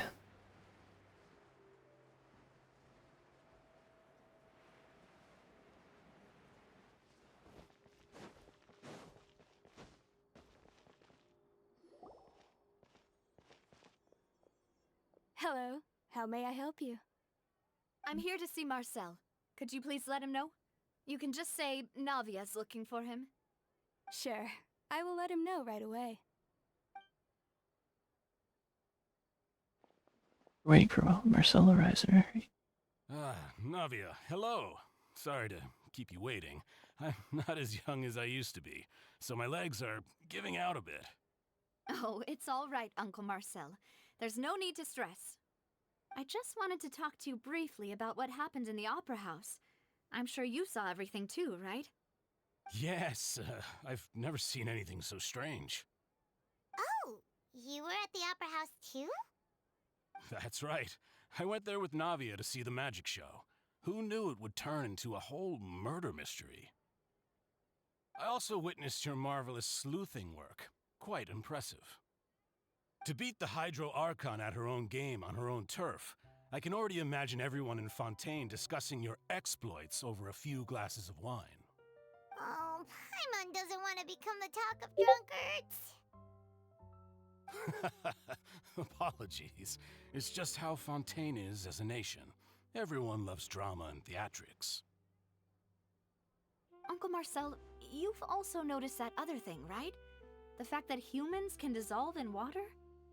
Yes, I was reminded of your father's case right away. Is that what you're investigating now? Exactly. I still don't have much solid proof, but I can sense that the other side has already begun to act.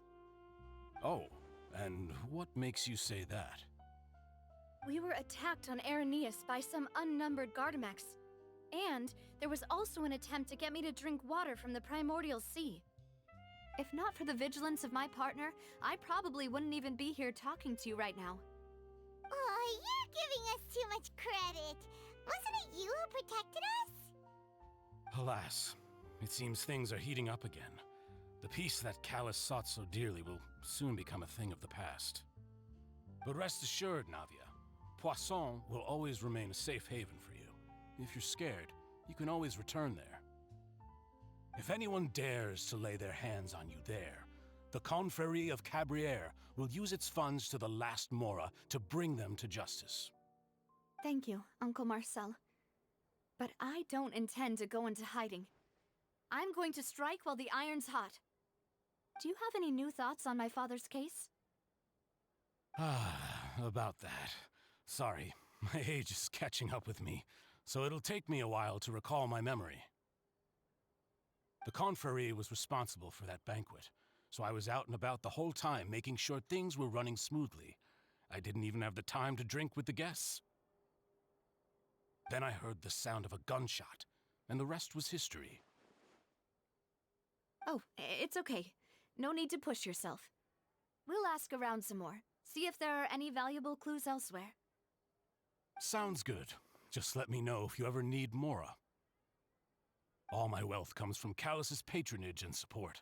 I'll spend however much it takes to clear his name.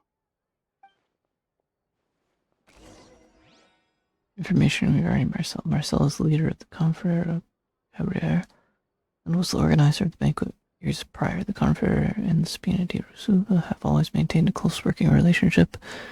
Though his recollection of the events of the case is quite foggy, he is willing to defend Navia. Alas, why do these kinds of things happen to the kindest people? What are the clues in Navia? Where?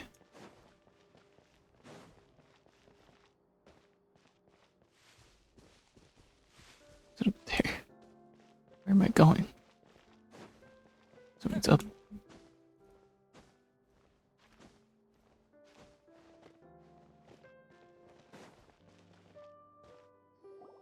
We've talked to all three suspects, purely based on their conversations with me. None of them sounded particularly suspicious. Yeah, none of them really stood out as a suspect. I suppose that's to be expected, though. If a single conversation's all that's needed to find them out, then my father wouldn't have needed to investigate the case for so many years. Anyway, even though we didn't make a breakthrough, let's still compile what we were able to find. But where should we start? Jock's motive. Ah, you're right! Flora mentioned that Callus probably only ended up with the gun because of circumstance. That makes sense. According to Jacques' family members, he already told them that he had been discovered, and that he had no choice before he left home that day. If I had to guess, he probably received an order from the synth boss to kill my father. Had he refused, he and his family's lives would have been forfeit. So, Jacques fired the first shot? It was Jock. I wouldn't have fired a shot at all. Oh? And why is that? He guarantees safety after killing Callus. He guarantees his family's safety after killing Callus. Ooh, that's a good point. Jacques probably already knew that he was just being used as a tool for murder. And once he had completed his mission, he'd be of no more use to his boss. Huh. So, what would make more sense from his perspective would be to turn his back on the Order and seek protection from my father. Seems the third person was the one who derailed everything. Makes sense. But without evidence, that's still just a theory. Besides Jacques, the attack from the Gardamex has been bothering me quite a bit as well. It's obvious that our enemy has become more antsy after the secret of the primordial seawater was revealed. Do you think he knew, even then, that we'd follow this lead to the end? Given everything that's happened since, it's quite possible. But who among the 3 suspects would have the ability to control privately owned Gardamex?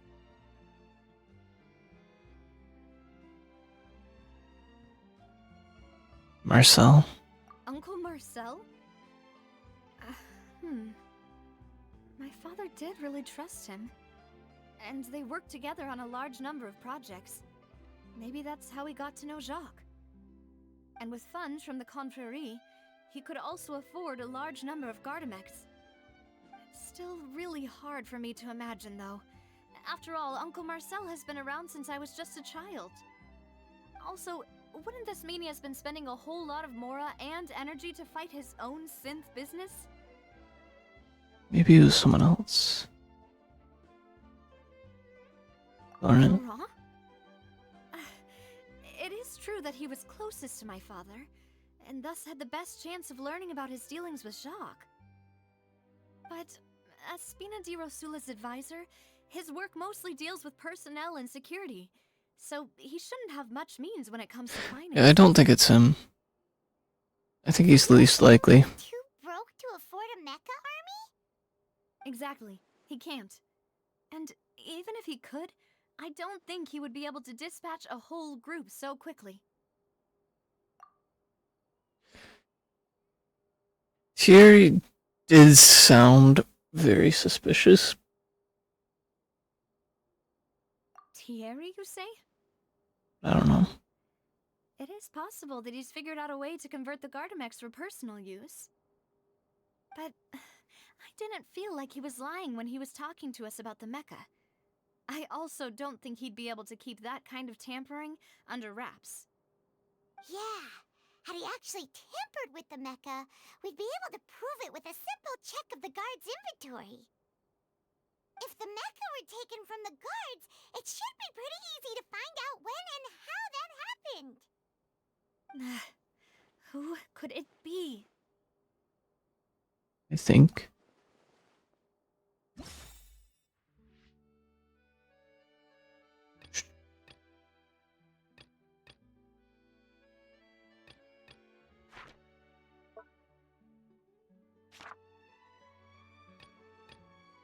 Just think.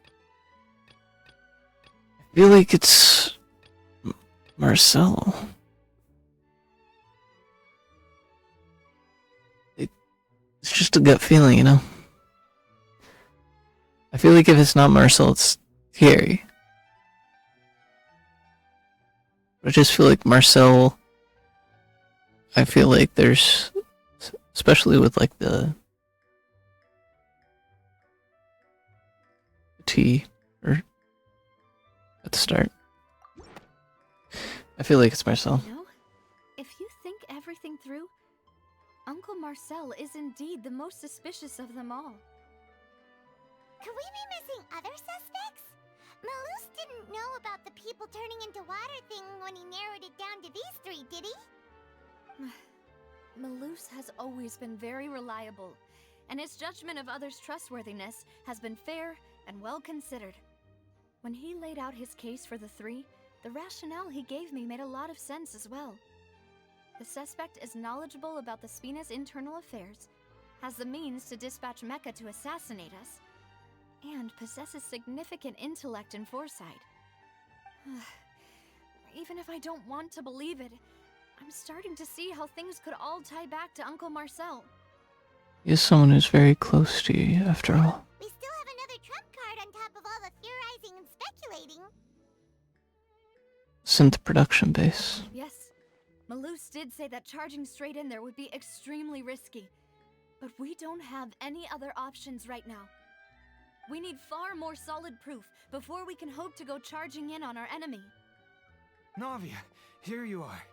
Oh, I've been looking for you. Huh? Aren't you the guy from the guards? Did something happen? Yeah. News came from Irenaeus just after you left. We've got another trial on our hands. Wasn't that place built specifically for holding trials? What's so newsworthy about this one? I know. But they said the person they're putting on trial is a Fatui harbinger called Tartaglia. Wait, child? Child? They're putting child on trial? That's wild.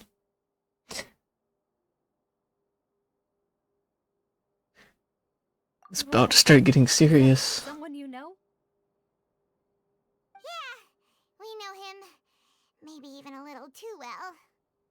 Well, he's been accused of being the true culprit behind the serial disappearances case. It's absurd, don't you think? Can't be child, because he's not even...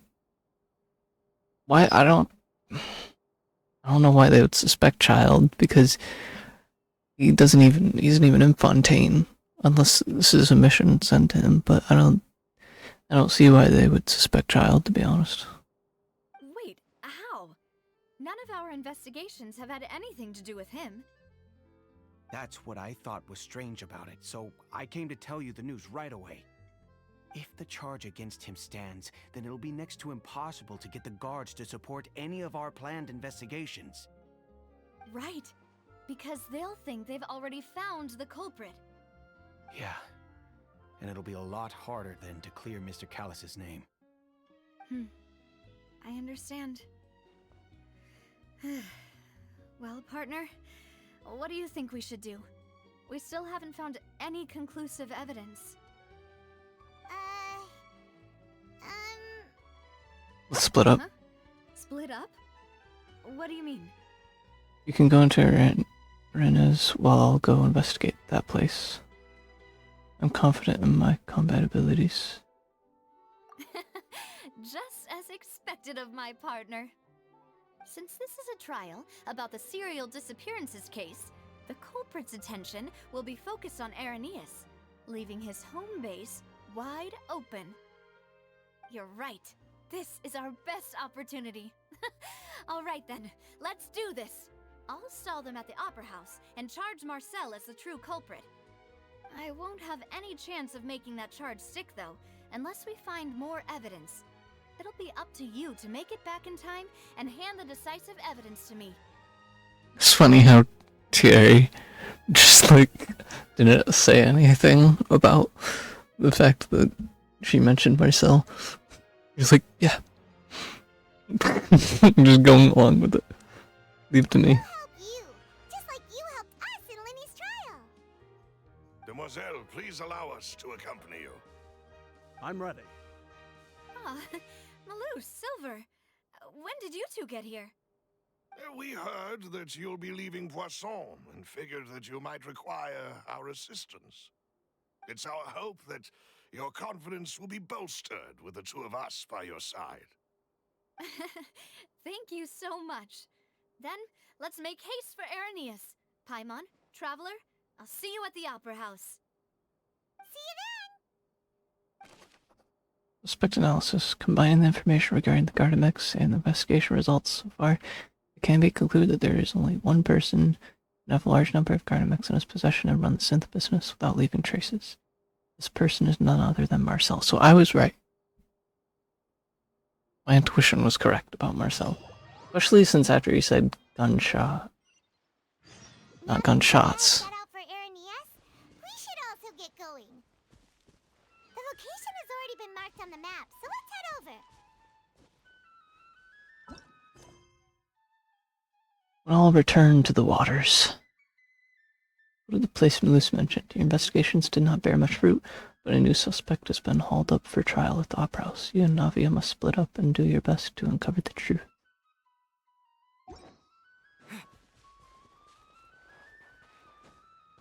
Flower. Huh. According to Malusa's info, the synth production base is underwater. Let's go try to find the entrance. It's time to take a swim.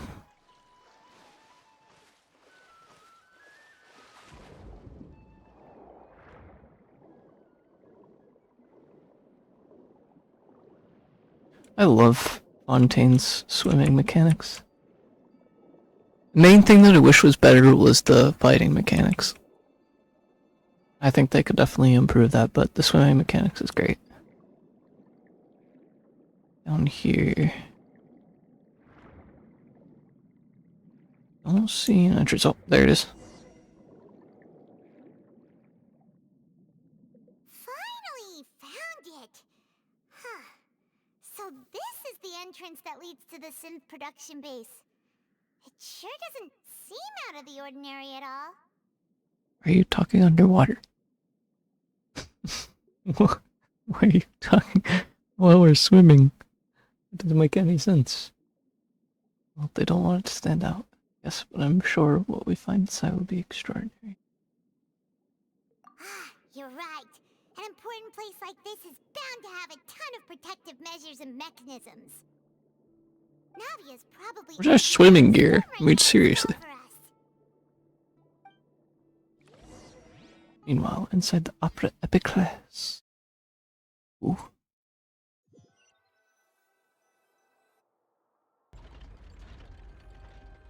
It would appear that I must repeat my question again, Mr. Tartaglia. Do you accept the charge that you are the true culprit behind the serial disappearances case? To be perfectly honest, I don't understand your country's complicated court system, or the reason why I'm being charged with something I've never even heard of. However, I did hear that people who have been charged can choose to participate in a duel to clear their name. Is that right? In which case, as long as I accept the charge, I can have an all-out fight with that champion duelist Clorend, right? I've got to admit, that's one of the most enticing offers I've ever received.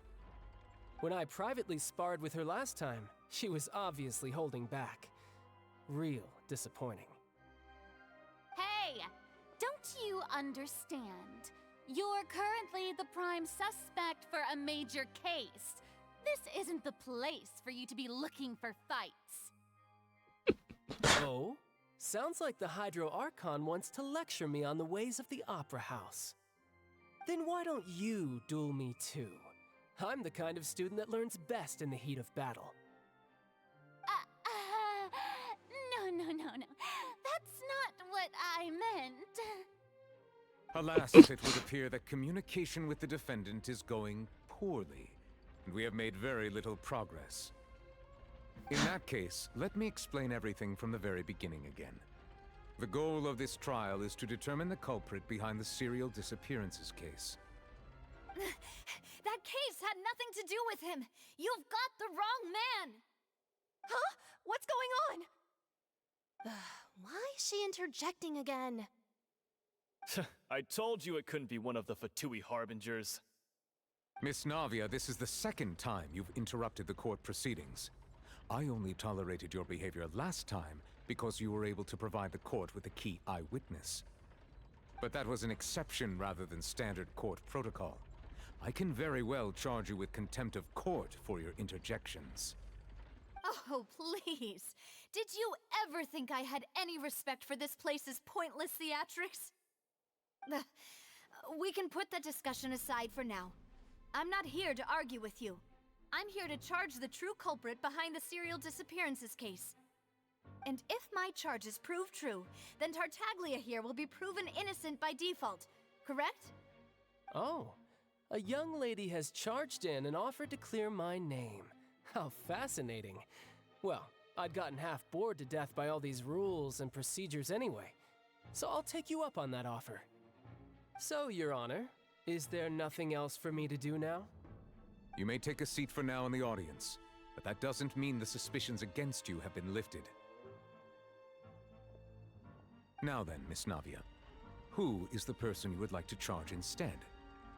That person is...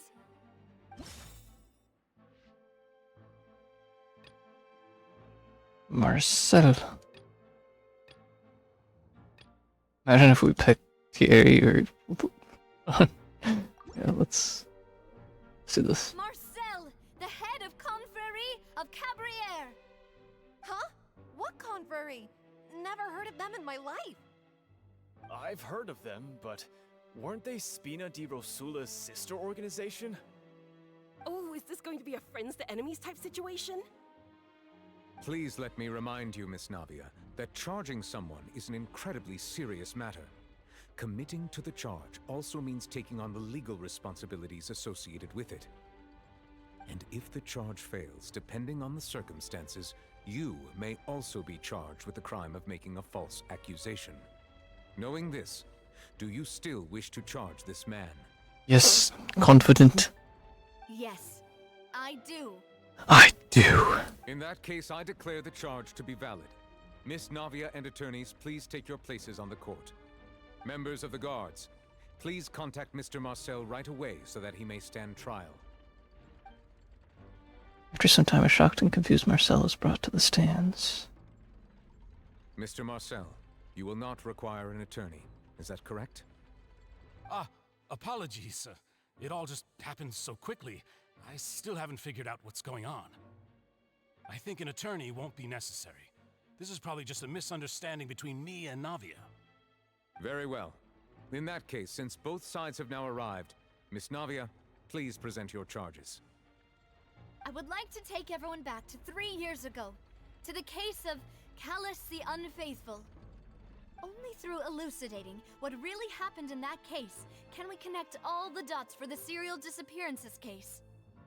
Navia, do you really think that I was the one who killed your father? Come on, why would I do that? Callus was my benefactor, and remember both you and I only ran to the scene when we heard the sound of a gun. If that's enough to make me a suspect, wouldn't that make everyone at that banquet a suspect as well? I think there's no point in getting into the specifics right now. The audience doesn't even have the big picture yet. Even I'm struggling to remember some details of that case. Exactly correct, Your Honor. I must refresh everyone's memory about that case before I can explain my charge and reasoning. I see. In which case, I will recount the findings about that case as originally recorded by Maison Gardiennage. On the day of the murder, Spina di Rosula hosted a large banquet in a countryside estate owned by the Confrérie of Cabriere. During the banquet, all attending guests heard 2 gunshots from the courtyard. When the guests arrived at the scene, they found the primary suspect, Callus, holding a gun, while his acquaintance, Jacques, lay dead from a gunshot wound. The guards' investigation did not recover any other firearms from the scene. As a result, they concluded that the suspect's first shot must have missed, while the second must have taken Jacques' life. The suspect did not dispute this conclusion, and also declined to defend himself in court. Instead, he chose to prove his innocence through a duel. Callus was defeated by champion duelist Clarande in the ensuing duel, and soon succumbed to the injuries. These are the known facts about the case. The one with the motive to kill was Jacques, not my father. And even so, Jacques still had no reason to pull the trigger. In truth, the third person shot Jacques first, and was shot in turn by my father when my father seized the gun from him. After that, the true culprit turned the third person into water, erasing all traces of him from the scene.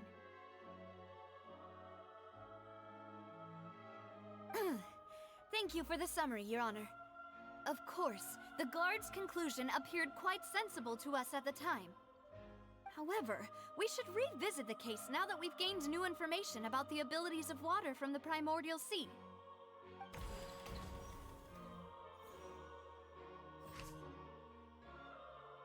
Banquet. In fact, on the day of the murder, Spina di Rusula hosted a large banquet in a countryside estate owned by a confederate of Cabriere and Philuples.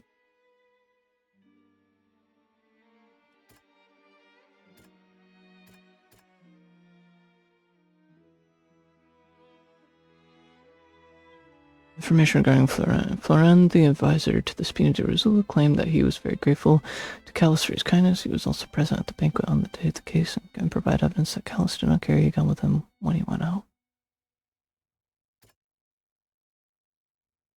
Combining the information regarding the Gardamex and the investigation results so far, it can be concluded that there is only one person who can have a large number of Gardamex in his possession and run the synth business without leaving traces. This person is none other than Marcel. Testimony from Jock's family. Jock's family believes that he had struggled greatly with the order to kill Callus. Did Callus act in self-defense, or was there more to the incident? Callus case records. 3 years ago on a rainy night, banquet goers heard 2 gunshots outside the house. When they reached the scene, Callus had a gun in his hands, and Jock had been shot and slain. In addition, the clothing of an unknown person found at the crime scene also seemed concerning.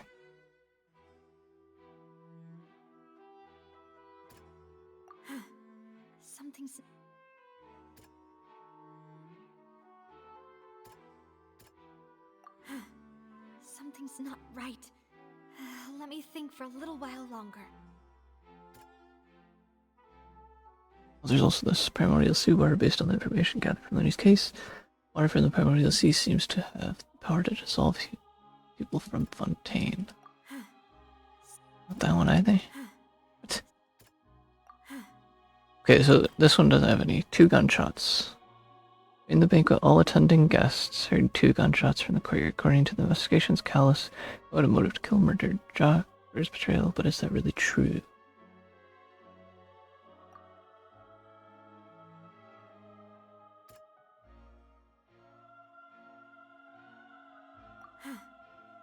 No.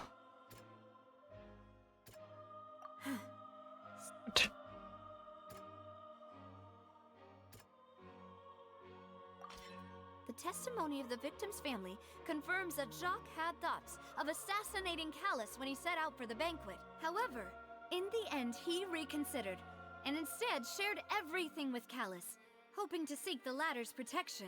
Unfortunately for Jacques, the true culprit had already considered this possibility and had sent out another assassin.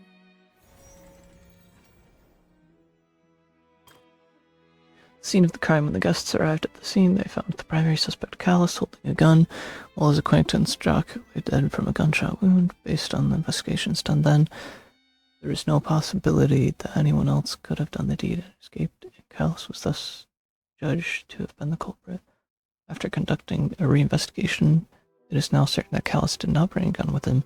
Moreover, details of the case point towards the possible existence of a third person on scene.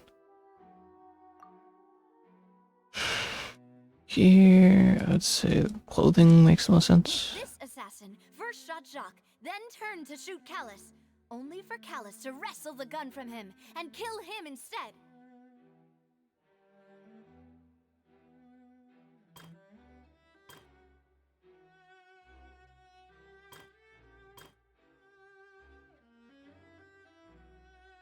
Jock decided to give up his assassination plan and sought protection from Callus instead. The third person barged into the scene and killed Jock. As they were about to kill Callus, they were shot and turned by Callus when he seized the gun from them. Reconstruction of events. The guards' investigation did not recover any other firearms from the scene. As a result, they conclude that the suspect's first shot must have missed, while the second must have taken Jock's life. This deduction is based on the circumstances where there is no third person on the scene, but it turns out that there is a method that can cleverly cover up the killer's tracks. Primordial seawater, of course. A pile of clothing was found at the scene. The guards once believed they were used by Jacques as a costume to disguise himself. But now, it is clear that the clothes were proof that there was a third person at the scene. and that they were turned into water after committing the murder. Since it was raining that day, the culprit was confident that they could use the rain to wash away all traces of their dissolved accomplice. Realizing this, the true culprit caused the hired assassin to dissolve into water, leading everyone to believe Callus was responsible for Jacques' murder. This is the true version of events.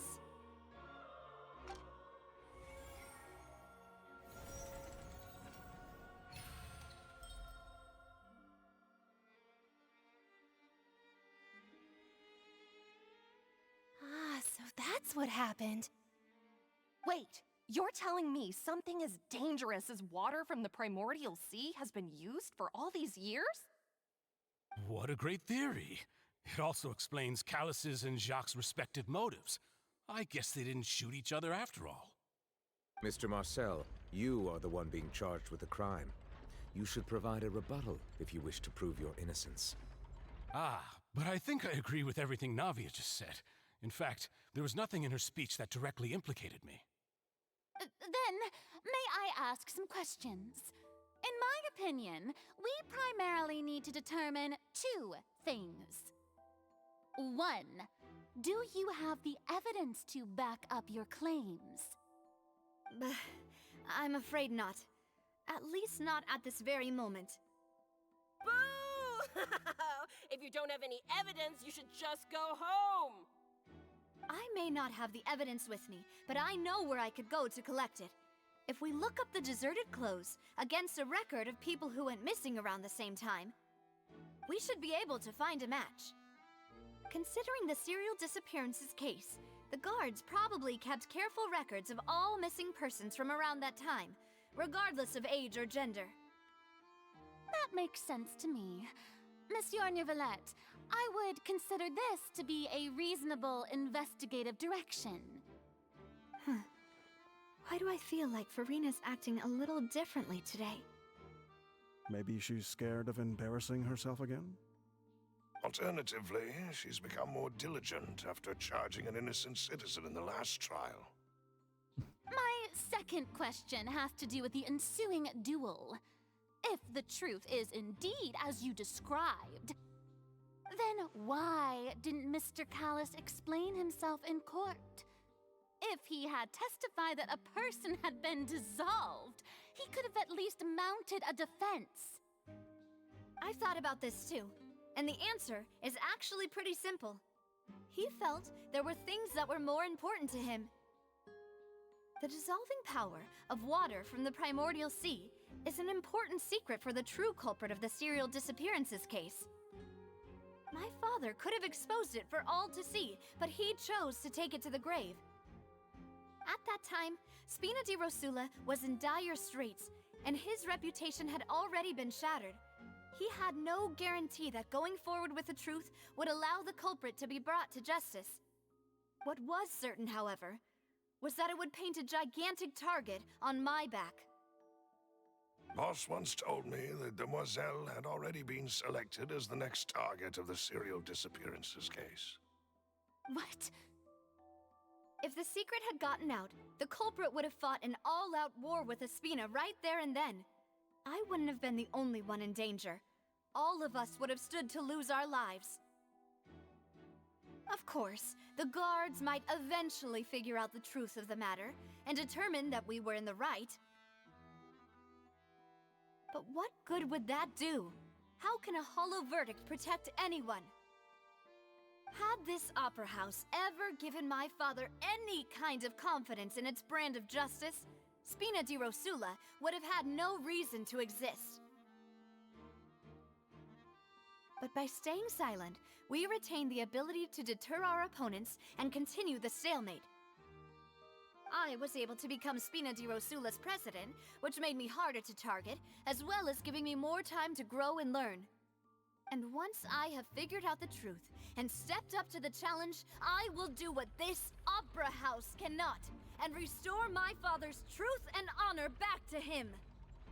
So, you mean to say, your father intended to die in the duelist's ring? That's right. Do you have any proof? Of course. All you need is to ask his opponent, Clarand. I don't need your apology, your guilt, or your support from the shadows. You don't have to do anything for my sake. But since he entrusted his will to you, Clarand, you should tell us the truth about his sacrifice. So, during the duel, did you believe that Callus was intending to die? Yes, I did. As a champion duelist, I've fought many battles and taken a countless number of dishonored lives. In my line of work, I've seen all kinds of people give their all for the faintest hope to continue living. Some were determined, others passionate, and some even manic and twisted. Just one look and I can tell if a duelist is hoping to live or if they're looking to die. Definitely tell the difference.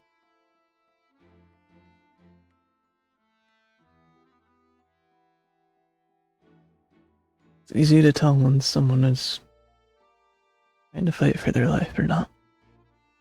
I hereby swear on my name and honor as a champion duelist that Mr. Callus never intended to leave the ring alive. Since that's your testimony, I have no more questions. It appears there really are good grounds to reopen this case. I concur. However, Miss Navia, you still have not explained the link between your father's case and the serial disappearances case. Right? What she said was fascinating, but kind of beside the point. Wait, weren't they just talking about the serial disappearances case? Of course, Your Honor. The two cases are connected via a matter of timing. In my father's case, the culprit intended to kill both Jacques and Callus. As a result, they planned to act after hearing 2 gunshots. And at the end of Linny's trial, the culprit also only dissolved the victim in front of everyone because they realized they were at risk of being identified.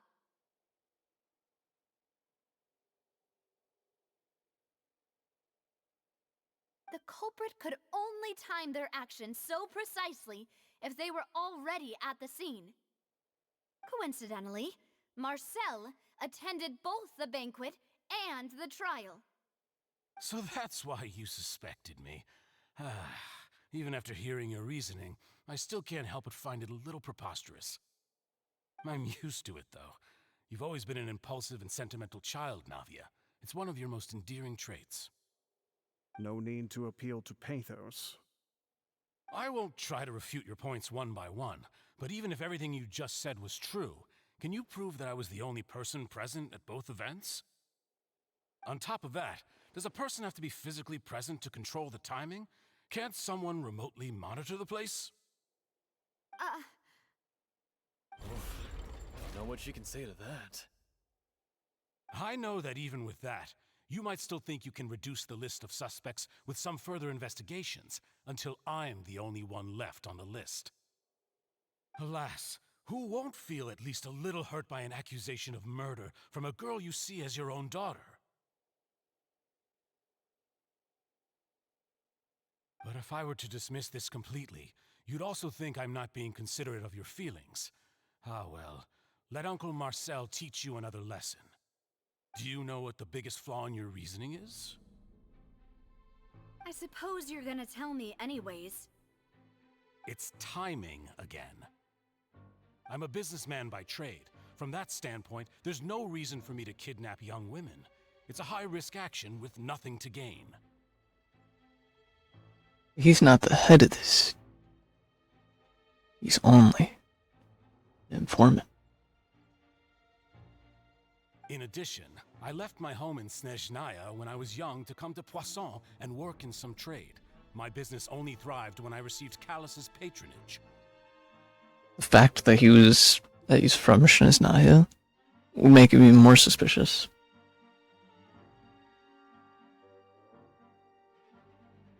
But the disappearances began before I ever stepped foot in Fontaine. That's because he's not the head of it. I do apologize, demoiselle. This was my mistake. No, it's not your fault. I'm sure he had come prepared. Is there anything else you'd like to say? Would you like to check the date of my first business license against the first known case of the serial disappearances? You can also take a look at my border entry records, or ask my friends and family when I left Snezhnaya for the first time. Could those records and testimonies do something to appease the unspeakable anguish in your heart? Seems like she got the wrong guy. At this rate, Navia will be convicted for falsely accusing him. I think you've done a superb job of dissecting your father's feelings as he neared the end of his life. But aren't you going against all of his wishes and expectations right now?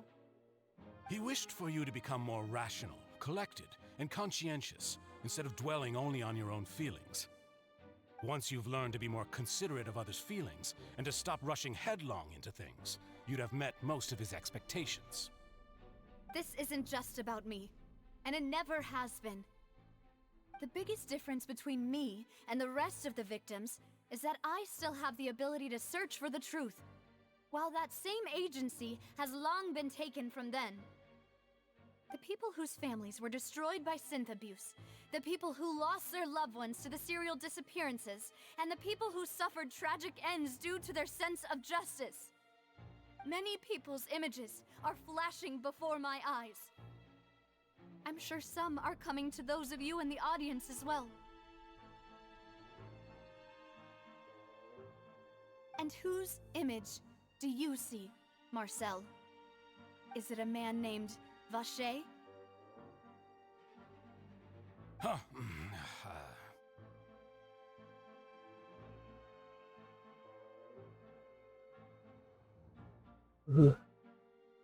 Oh, so you do know that name. Knew it. I'm merely surprised you'd suddenly say the name of someone I've never even heard of.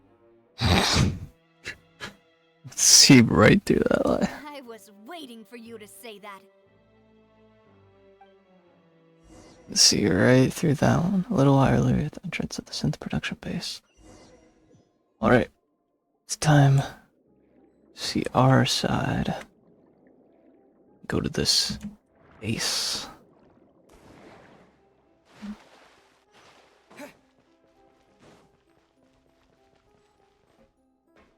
Party setup?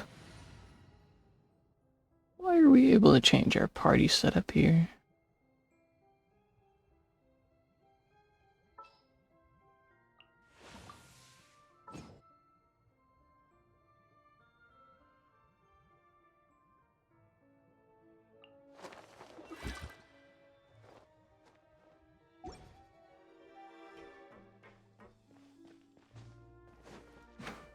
I'm not taking no risks.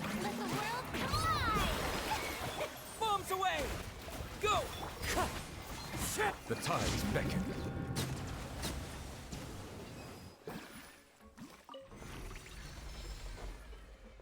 Whoa! The floor is going up! Is it because of this mechanism in the middle? That guy really prepared a lot of stuff for this place. Just.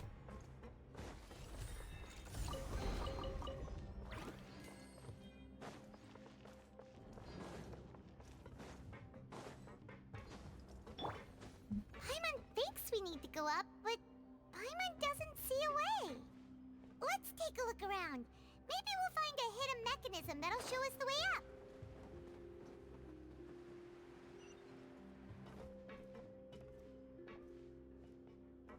Are you able to go down for me? Yeah. Are we supposed to break this wall or something? If so, there's probably a mechanism.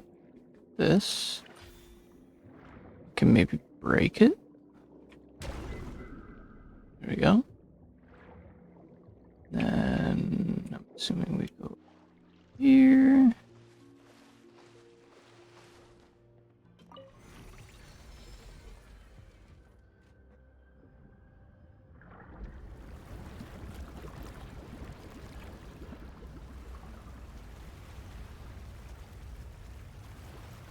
All you need to do is raise the water level.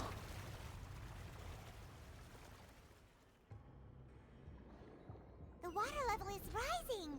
Now we can swim to the top. But this is still a ways away from where we need to go.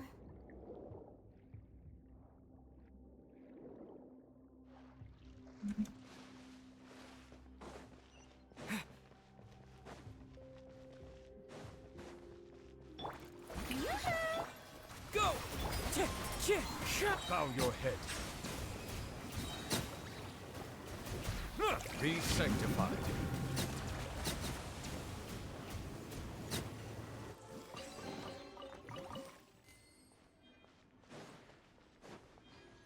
I don't feel like fighting with a team that isn't that great right now.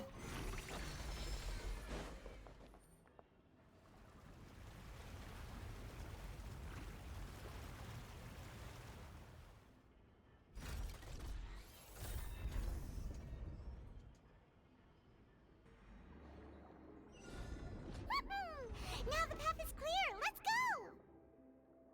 go. Up here. Wee.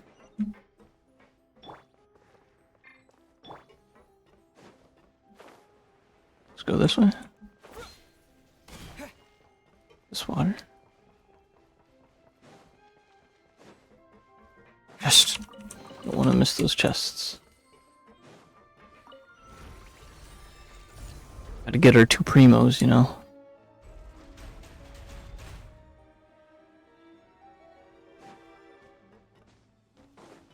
Just got a couple Gardemex.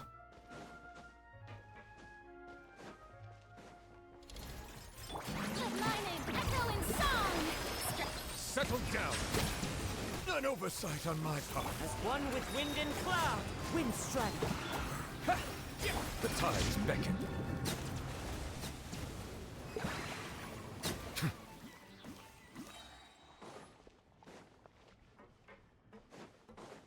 This way.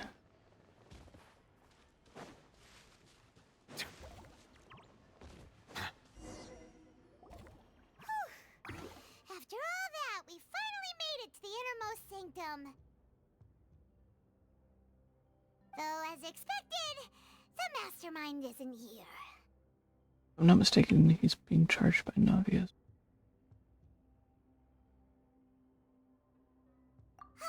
That's right. Then let's hurry up and find some evidence so we can get back to the Opera House and help Navia. Certainly someone's gotta be here, though. Some miscellaneous objects. What's all this?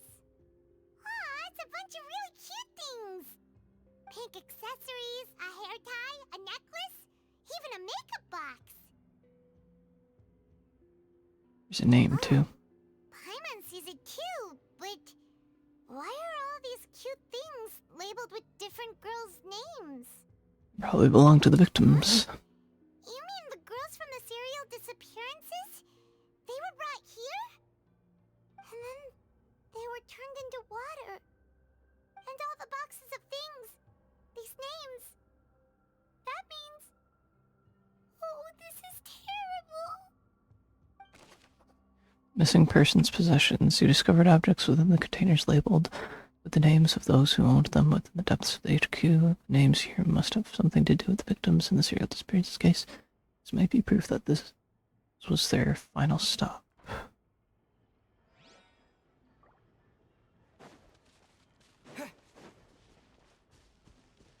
Same bookshelf. Let's see what's written here. Nothing escapes Detective Paimon's eyes. Gotta get your mustache and glasses, Paimon. You're a real detective. Callus. Navia's father. Oh, this seems to be an investigation report on him. Probably related to Zinjak's case. Yep, it's about finding someone to assassinate Jacques and Callus because of a lack of confidence that Jacques himself would go through with it. Indeed.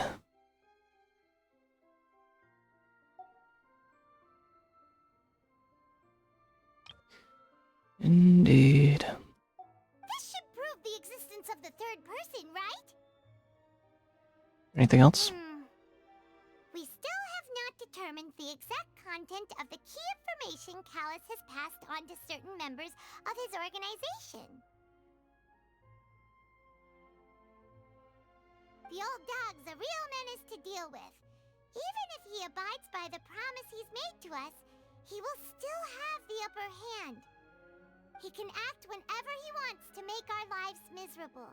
The only option left is to remove him from the picture entirely. I concur. Let's send someone to kill him. He won't declare war as long as we don't touch Navia. Oh, seems like we've got a bunch of correspondence between the higher-ups. They plan this well in advance. They're all just so evil. Callus investigation reported clues concerning the Callus case that were found inside the bookshelf. The mastermind did not believe that Jock would do the deed, and thus he sent a third party to ensure Callus' death. The content that followed also defined the culprit's motive to some extent. Examine pool. Oh, look! There's an important-looking basin over here, and it's full of water. Yeah, that doesn't look like regular water. That must be the water from the primordial sea. This is where they make all the synth, and that special water is the main ingredient. If you dilute it with normal water, you'll get synth, but the pure stuff can dissolve a human. Paimon will take notes on this incriminating evidence. Primordial seawater pool. The pool found within the HQ is filled with water from the primordial sea. The mastermind can use this to create synth and directly use it to dissolve people.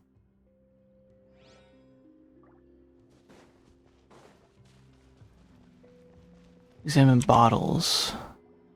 Whoa! There's so much synth here, and so many bottles of ingredients that probably just contain the waters of the primordial sea. There's so many. Mixing in progress, ready to drink, stock sample? Huh. They've also got all the synth pretty clearly labeled. Whoa, there's even fruit-flavored synth? Well, that definitely proves that this is where they produce synth. It's super obvious. Synth.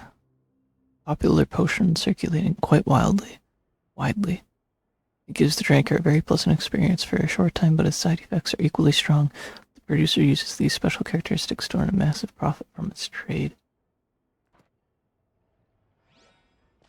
So then we have experiment table. What's this over here? Looks Gotta like be some clues here. place for research. Experiment number 16 aims to verify Jacob Ingold's research conclusions on the primordial sea, and use his theory as a foundation to achieve a breakthrough. The experiment was a failure. No individual managed to resurface from the water from the primordial sea. Female specimens 22, 23, and 24 were dissolved. Calm down, Paimon. Sorry, Traveler. Paimon will try her best. It's just that Paimon's never read something so scary before. How can someone write something that terrible in such a matter-of-fact tone? You read the rest. Paimon's too scared to keep going. Well, the researcher is to save his lover, a woman called Big Nair, who was dissolved. So that's why he did all of these experiments. Wait, did he really think he'd be able to find a way just by dissolving people over and over? That's just insane! There's another name here. Vache. Huh? Isn't that the name you heard by the fountain? Paimon thought he was an eyewitness in the serial disappearances case. No. He is the researcher. You mean Vache is the one who did all of these...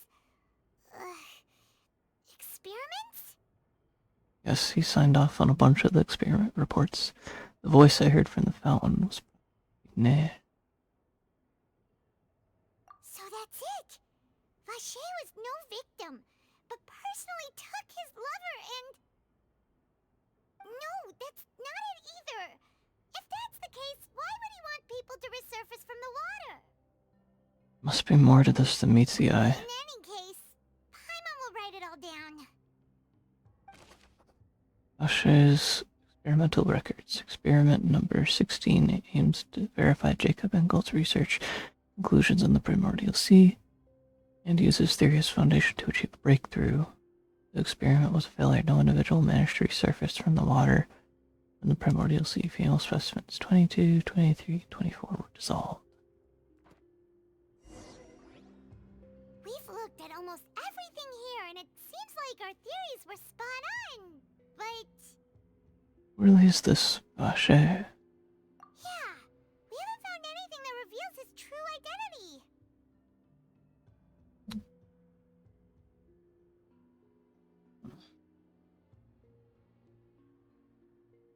No wonder even Nervalette wasn't able to find anything. Whoever it is probably destroyed everything to do with that name a long time ago. That way, even if we bring all this back to the opera, we won't be able to identify the true culprit. Clever, but maybe not clever enough. Let's look again. Sure thing. Paimon won't admit defeat to this guy either. For clues related to Vache.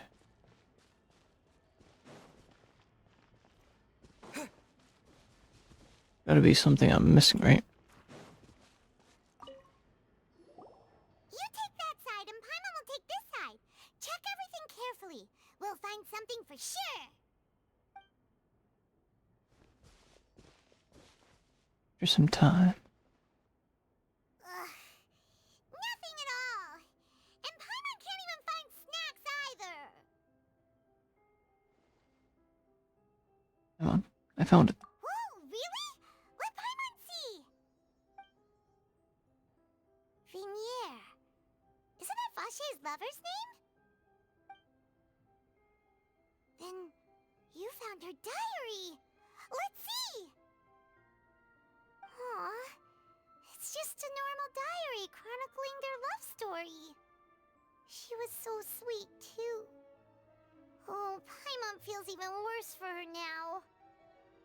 Take a look at this page. She made a list of baby names. So many! A whole page's worth! But they're all crossed out. Was she unhappy with all of them? The final name she decided on was... Marcel.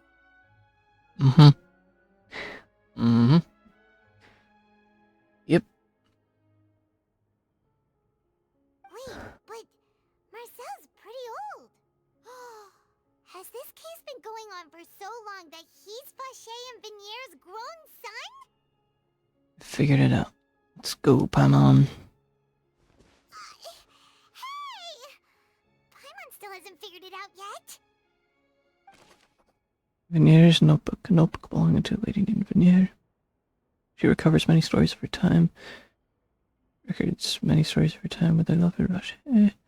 On one of these pages, she prepared many names for their future child, and the name she settled on in the end was Marcel. After obtaining the final piece of key evidence, you race back to the opera epic class. And whose image do you see, Marcel? Is it a man named Vache? Huh. Oh, so you do know that name. I'm merely surprised you'd suddenly say the name of someone I've never even heard of. I was waiting for you to say that. Navia! We're back! As expected of my partner. I just knew you'd return in the nick of time. Just how often do you intend to flout the rules of this court? It's all right, Monsieur Nervalette. Given their confidence, I expect they've found the crucial evidence. You say you've never heard of Vache?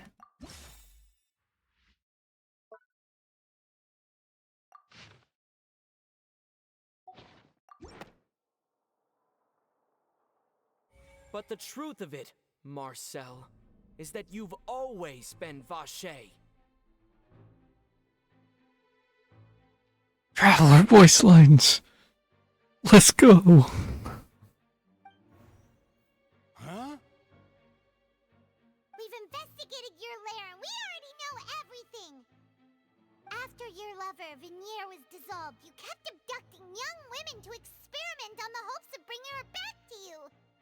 You even created Marcel as a new identity, and destroyed all records of your past as Vacher!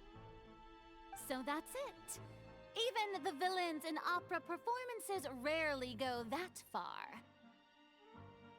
And with that, Marcel's motive has now been established. This information regarding your past also dismantles your prior timing defense.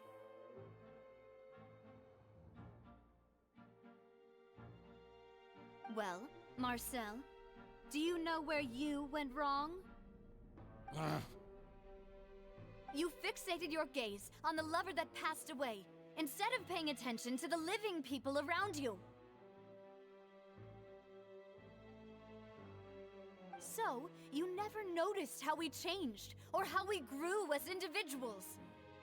You also never understood Boss's real expectations for his daughter.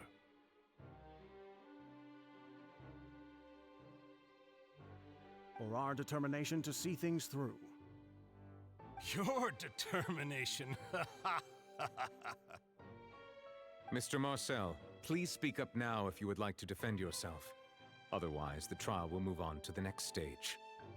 Do you really think I wanted to do any of this?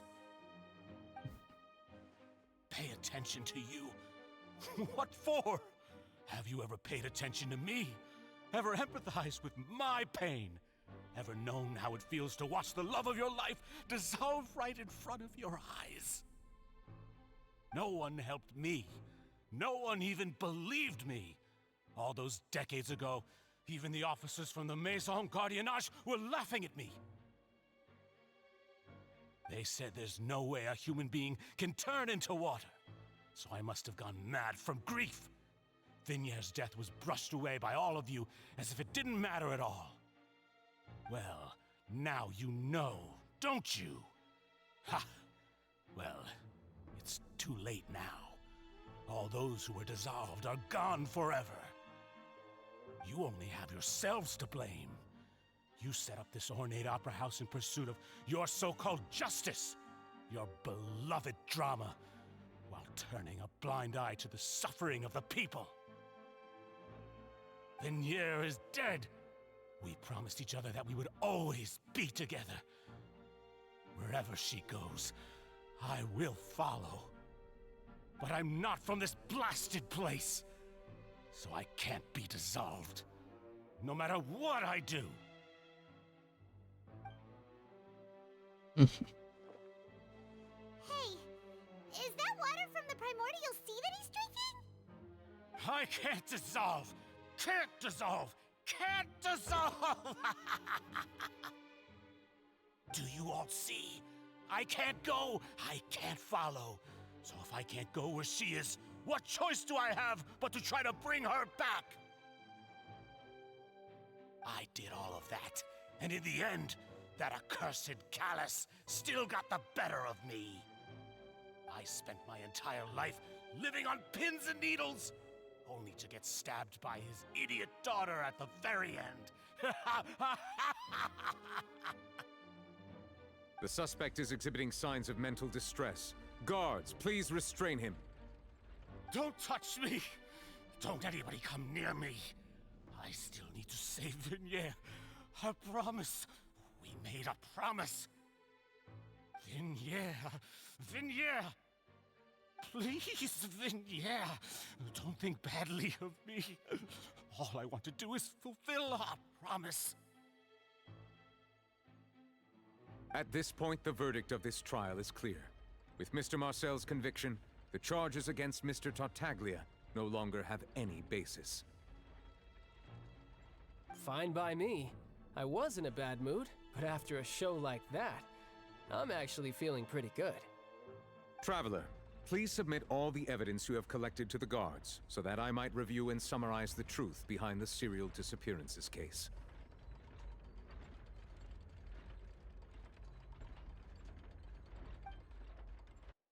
For that proceeds to review and compile all the evidence The and man now known records. as Marcel was originally named Vacher and worked as an adventurer with his partner and lover Vignier.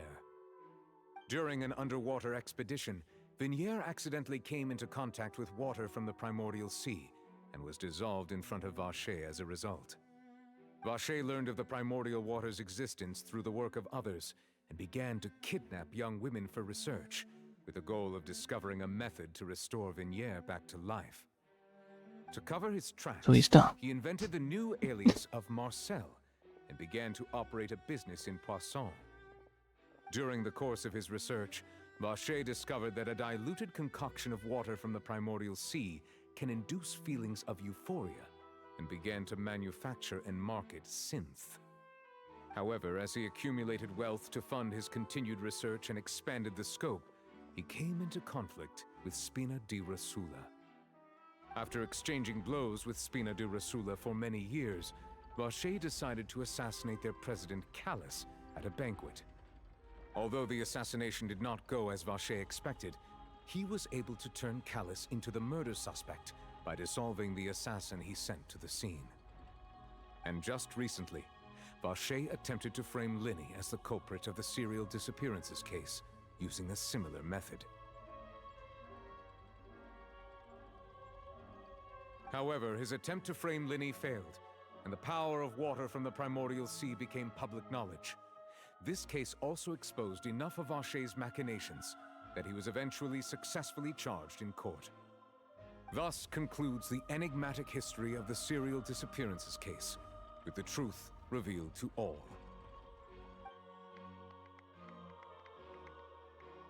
Very quiet applause. I'll give that a loud one. The oratrice will now deliver the final verdict regarding the charges against Mr. Vacher.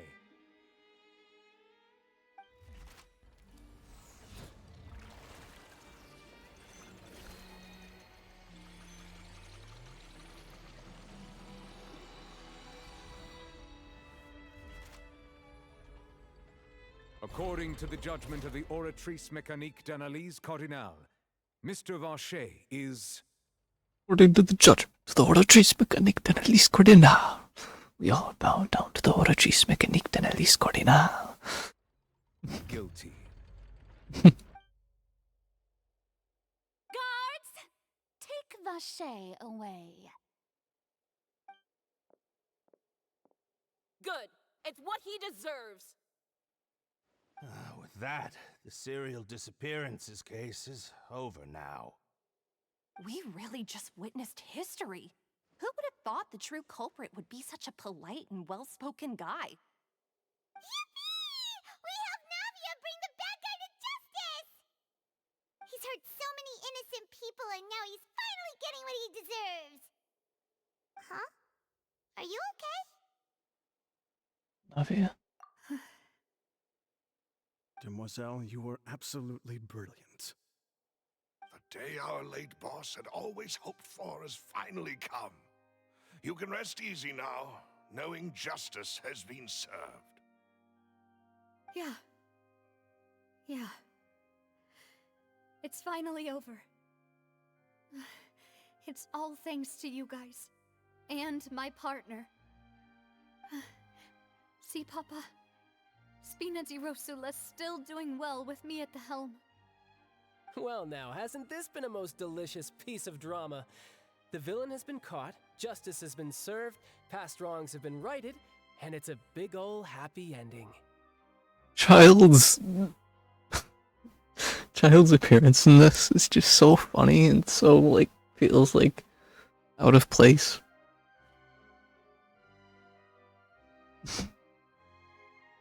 Like, what does he have to do with this? Since it's been such a great show, I'll just let the false accusations against me slide. Either way, I've still got some business to attend to, so if you'll excuse me... Please wait just one moment, Mr. Tartaglia. Ugh, what now? None of this has anything to do with me. According to court protocol, since this trial was initiated due to a charge against you, a verdict must also be made regarding the initial charge before the trial can conclude. Oh, come on. Is this really necessary? Haven't you already caught the real criminal? Isn't it time for side characters like me to exit stage left? Please respect the laws of Fontaine. This has always been the rule. All right, but this sure is a lot of hassle. All I need to do is stand over there, right? Let's just get this over with. Through evidence presented in the public trial that was just held, it has been established that Mr. Tartaglia has no direct connection to the serial disappearances case. The guilty party has been identified, and thus it is logical to suppose Mr. Tartaglia is innocent of the charges. We now turn to the Oratrice Mécanique d'Analyse Cardinale to render the final verdict on the charges. Hold on just a second. I think I have an idea of what's about to go down here. According to the judgment of the Oratrice Mécanique d'Analyse Cardinale, Mr. Tartaglia is guilty. I knew it. Hey! That's not funny! Didn't you just say I'm supposed to be innocent? What's with this verdict? Is your justice machine malfunctioning? Huh? This has never happened before. The Oratrice actually returned a different verdict from the Chief Justice. I mean, have you ever heard of an innocent Fatui Harbinger? Do you think the Oratrice might have just convicted him on general principle? Possible. But weren't the charges about the serial disappearances case? No matter what else he's guilty of, it shouldn't affect the verdict in this case, right? Charlotte's been declared guilty by the Oratrice. Just what's going on here? The judgment of the Oratrice Mécanique d'Analyse Cardinale is, by law, the final verdict of the court. We must accept the guilty verdict. Guards, please take the suspect into custody per court protocol. Cutscene. Knew it.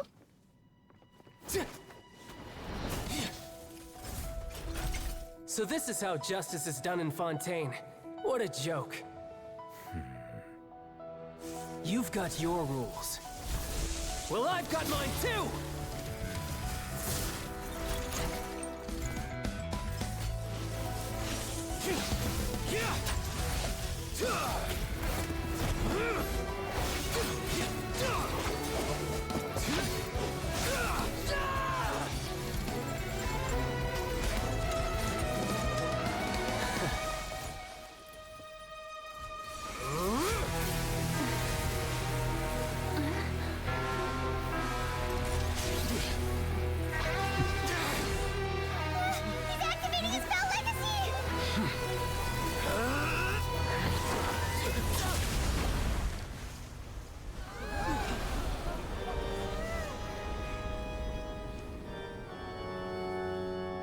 I am sorry.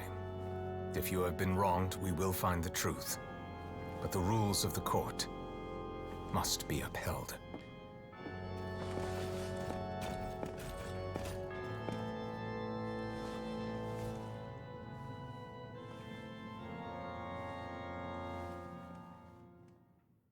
Hey, Monsieur Neuvillette, what's going on? Shouldn't they have been cleared already? Apologies. This is also the first time I've encountered such a situation. However, according to the rules established at the conception of Fontaine's court system, the Oratrice's judgment is the final verdict of the court. All I do is follow court procedure. As for why the Oratrice arrived at the conclusion it did, you should probably ask someone more knowledgeable than me. Even the Chief Justice doesn't know. No choice but to ask the Archon herself. Why are you looking at me? I had nothing to do with it! I don't know what happened there either. Hey, stop staring at me! What does Lady Farina mean by that? She says she has no idea either, but that's impossible. Didn't she create the Oratrice herself? Yeah, so are the verdicts reliable or not? Can results like this really be called justice? My dearest citizens, Did you really think we'd allow an incorrect verdict to be handed out in this court? Did you really believe that the judgment could be mistaken or be the result of some sort of random mishap? Don't tell me you thought even I had been blindsided by the Oratrice's result. But the way she looked just now, it was pretty obvious she had no idea what was going on. However, given the state of things, I shall give you an explanation. Everything that just took place, including my supposed shock and bafflement, was a part of an elaborate performance, with every action meant to stir up drama and excitement. And, of course, for every performance, there is a script. Everything has unfolded exactly as I expected from the very beginning. As the embodiment of the very concept of justice, the Oratrice shall never render an arbitrary judgment! If you thought Child had nothing to do with the serial disappearances case, it is only because you've been blinded by the superficial appearance of innocence. Everything he's done, not to mention the danger he poses, are beyond ordinary comprehension and completely unforgivable! All shall be revealed in time. You will come to understand my noble intentions, as well as the absolute correctness of the Oratrice's verdict.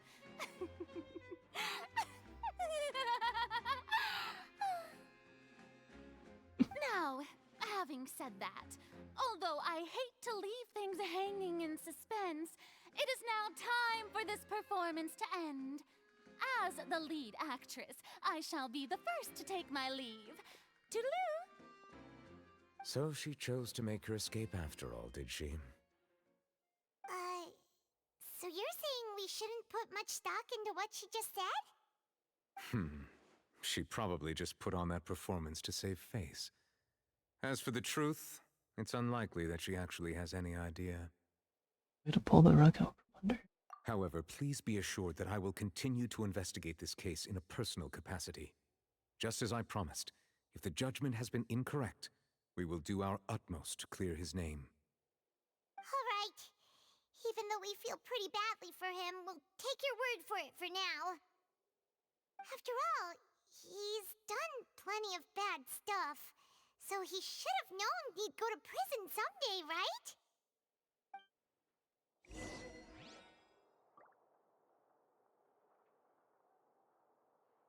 You stand here and let's just looking down on me like that. Oh, Monsieur Nervalette! That power you showed when you took him down. Who are you really? I'm the Chief Justice of Fontaine, of course. If officers of the law lack the strength and capability to enforce it, then it makes a mockery of justice.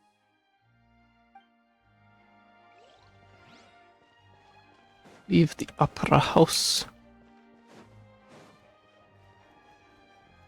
I want to go up there.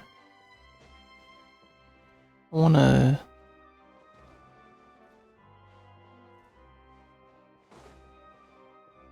The viewpoint up there, I want to get...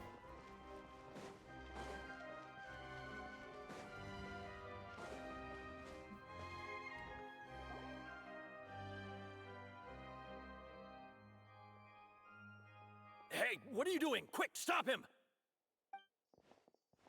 Traveler! Hey! Traveler! Marcel! What are you doing over here? Stop resisting arrest! Cease, or we'll add another charge to the list. No, wait! I just want to ask the Traveler something. I'm not looking to run away. Please, just let me ask this one small thing. Go on.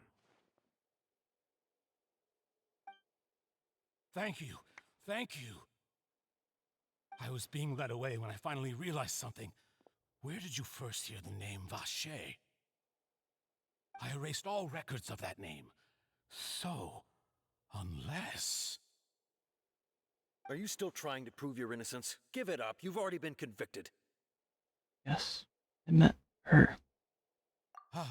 Really? You did? You're sure? You met her? But how could that be? How did you manage to do it? It was around the Fountain of Lucine. Something to do with my sensitivity to the hydro. The Fountain of Lucine? Then she's been so close to me all along. And I just never... Please give me a chance to talk to her again. Just let the Traveler take me to the fountain to see her one last time. This is the last request I'll ever make in my life. You can do whatever you want to me afterwards. I don't care. What? Give an inch and you want to take a mile? Do you think serial killers get to make requests like that? Paimon agrees. Why should we give him what he wants when he's only done a ton of super terrible things? This request, is it worth as much to you as your life? Of course! Wait, no. It's worth even more than my life. Humans. Will they betray the instinct to live just to satisfy spiritual needs? Very well. I will grant your request. Your Honor, I fear that... I will go with him. You do not need to worry about any escape. In that case, I shall leave him in your most capable hands, Chief Justice. Thank you, Your Honor.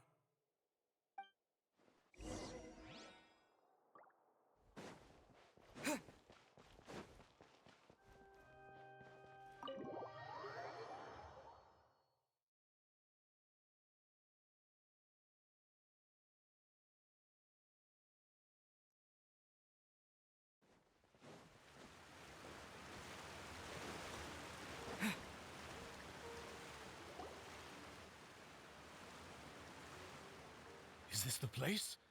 You said she's here, but what do I need to do to see her? Back then I drank water from the primordial sea, into my sensitivity to the hydro element. Yeah, and even Paimon could hear her after drinking that thing. Didn't you just drink a lot of it on the stage as well? Oh, in that case... Vache! Ah! Yes, that's it! So you heard it too! Vignier, it's me! It's me, Vache! Vache? Vache? I'm here! Where are you, Vignier? I'm coming for you. I'm finally here for you. Hey, wait! Be careful! Hey,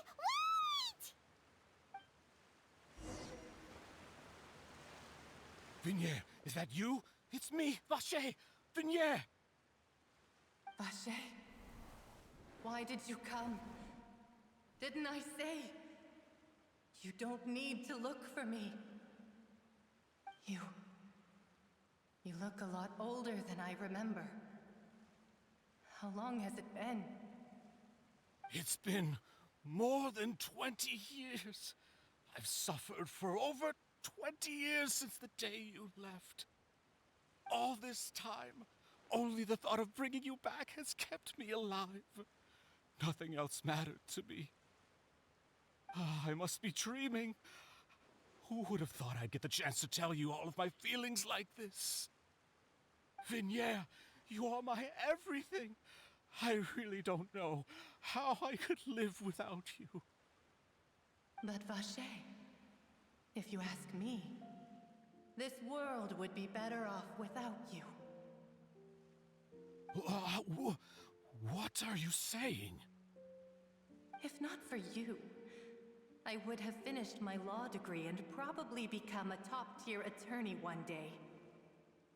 If not for you, I would have continued to pursue my love of the arts, and my works would have been displayed in the Palais Mermonia itself.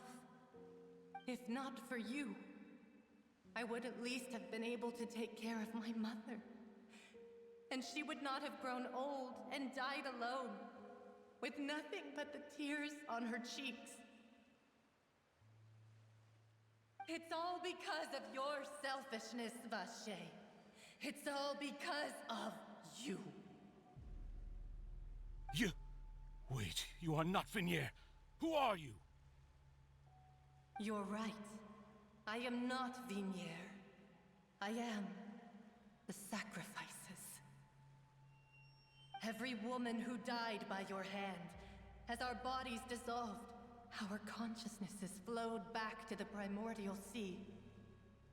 Our thoughts circulated endlessly within the primordial sea, and we were no longer individuals, but we became one, just as streams of water come together in the sea.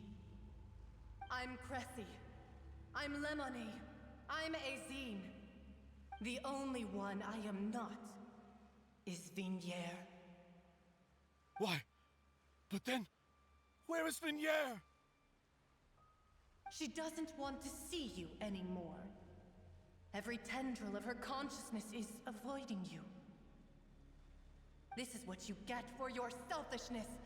Your selfishness robbed us of our lives and our futures. You said time and time again that you'd do any and everything for her. But did you ever consider whether she'd want to see you do the things that you did? If she would despise you for what you became?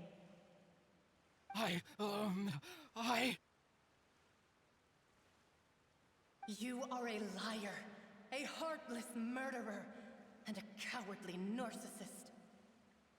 The only thing you are not is Vignier's beloved. From the moment your first victim died and her consciousness merged with Vignier's, she has had nothing but pure hatred for you.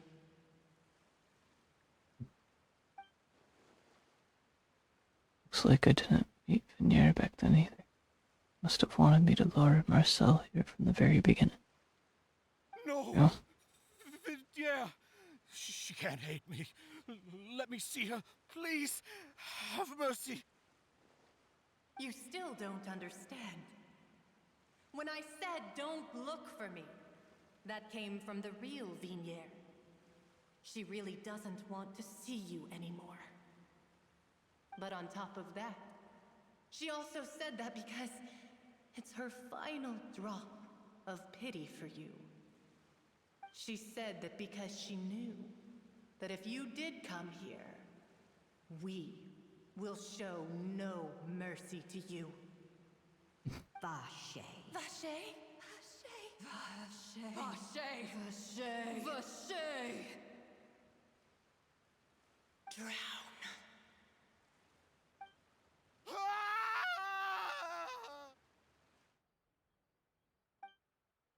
Later, the guards find that the culprit is here at this parents' young woman case. Marcel appeared to have lost his soul. Days later, I didn't get to read it.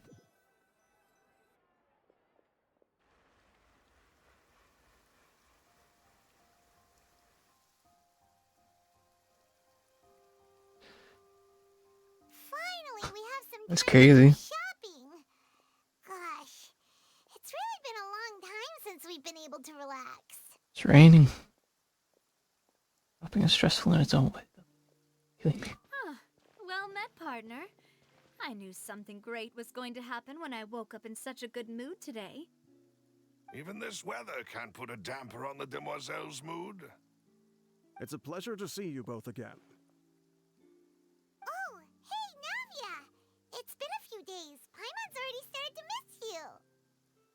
Oh, now that I believe. I'm easy to work with and always bring home the bacon. Who wouldn't treasure having a partner like me? Sounds like you're really enjoying life these days, Navia.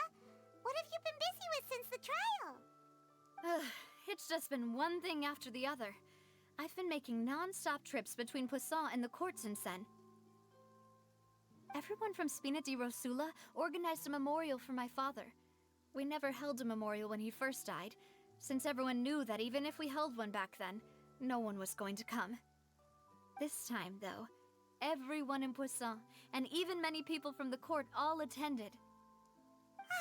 So his name's definitely been cleared now. That's what we like to hear. It's been the dearest wish of Demoiselle all along. That blasted stubborn fool. I was right to put my faith in him. I'm so glad I didn't give up on the case all those years ago. Things turned out as well as they could have. Oh, by the way, I ran into Charlotte just after I left the memorial service. Well, maybe it'd be more accurate to say I knew she would be there, and there was no way she'd just let me go. Huh? So you know Charlotte too? The Charlotte? Journalist from the... The Charlotte? It's the Charlotte? Yeah, way back when I first became the president of the Spina di Rosula, she was all over me. Wouldn't take no for an answer. I believe the story was called The True Heart of Darkness, Secret Tales of the Yellow Rose. To be fair though, it was a really flattering feature. So, we've been on pretty good terms ever since. She was trying to lean on our friendship to get me to do an exclusive piece on the serial disappearances case. Oh yeah, she told us about that. She's always been super interested in that case, so now her wish has finally come true too.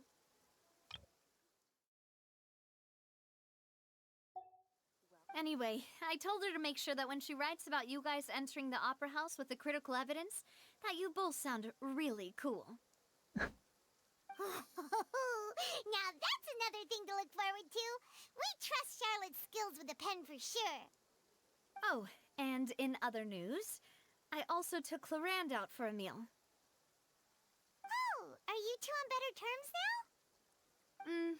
now? While you were investigating Vache's headquarters, Clarand gave testimony on my father's behalf.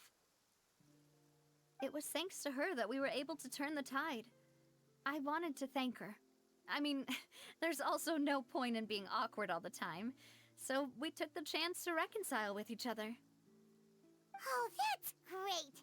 Paimon also thought Clarand wasn't actually a bad person. It's always good to have more friends. Anyway, now that the case has finally been solved, perhaps it will slowly begin to fade from the public consciousness. Oh, actually, there's still one last thing I need to do.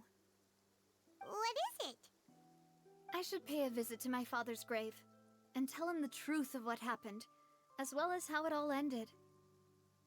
And on top of that, just how much people still look up to him, to this day. That includes me, too. Miss Navia. Indeed. I come to... We want to go too! We also think Callus is a really admirable person. Sure thing. I'd like you two to share the moment with me. After all, without you, there might not have been such a positive ending. And in that case, everyone, let's be off. Considering the recent weather, we'll be lucky if we can reach Poisson before dark. Yeah, you're right. It's been raining non-stop for a few days now.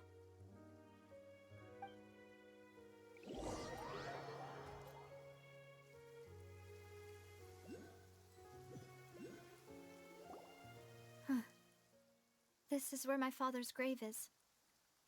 To be perfectly honest, even I haven't been back here for a long time. Huh? There's someone there already. Wait. That figure. It can't be... Isn't that Nervalette? Why would the Chief Justice be here? Huh? Navia?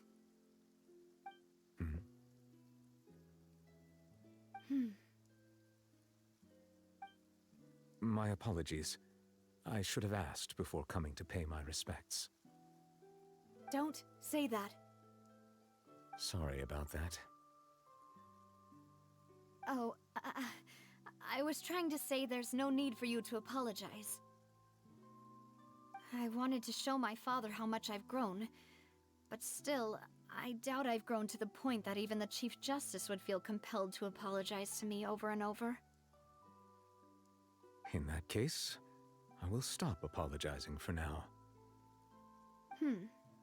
You really could use some pointers on understanding human emotions, Monsieur Nervalette.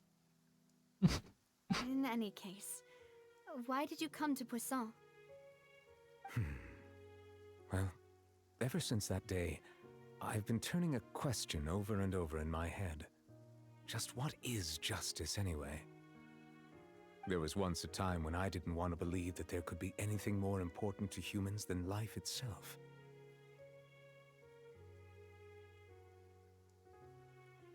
Oh, rather than that, it's probably more truthful to say I didn't believe humans were capable of resisting the most basic instinct of living things. That they could rebel against their own nature, or consider certain things to be more important than their own lives. Which is also why I didn't stop your father from beginning that fateful duel.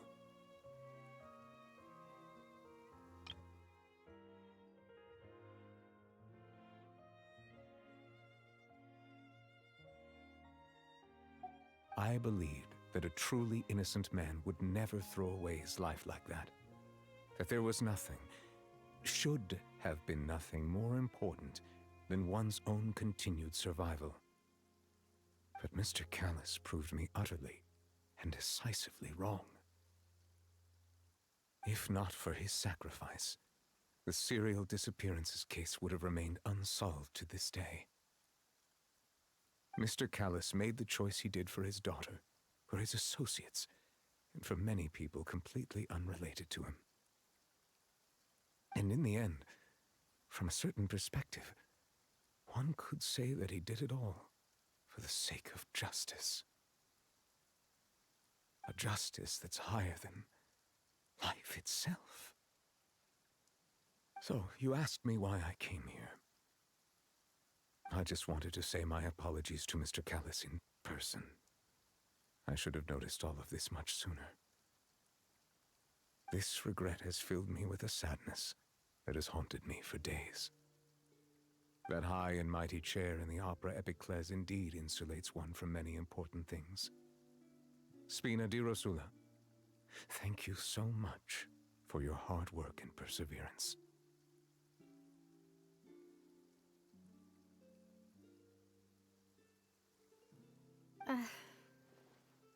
I'm sorry for being mad at you before. So, you're actually one of those types that's cold on the outside, but pretty thoughtful on the inside, huh? That reminds me of Silver, one of my guys. Sorry about that. Self-expression is not one of my strong suits. Didn't I just say you don't need to apologize? Ah, so Navia and Neuvillette seem to have made their peace as well. Let's not disturb them for now. We can wait till after they're done. Only Navi and Neuvillette also pay respects. Alice. Paimon's never paid respects at someone's grave before. Did Paimon do anything rude there? Well, you're not usually supposed to fly around someone's grave. Huh? Oh, Paimon didn't know that was a thing. But Paimon doesn't know what she would do if she can't fly. Oh no. Paimon hopes Miss Navia won't be too mad. Why would you take it seriously? Anyway, Neuvillette is still standing around there. It's not often that we can catch him alone like this, so why don't we go talk to him for a bit? If we can't talk to Lady Farina, we can at least talk to him, right?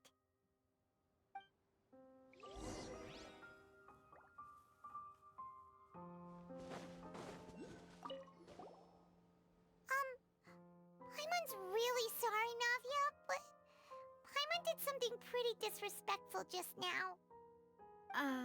What are you saying, Paimon? I don't think I get it.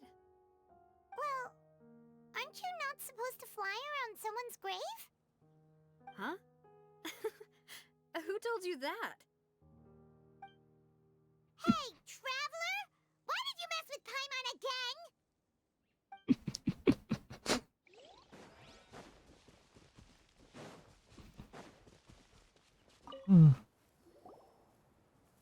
Oh, it's you two. Did Miss Navia invite you to come pay your respects to her father? Mm-hmm. We ran into Navia on the streets today, so we just followed her here. I see. Then is there something that I can help you with? Well, it's pretty hard to run into you like this since you're usually super busy. So we figured we could try try to ask you a few questions, if that's okay. Please feel free.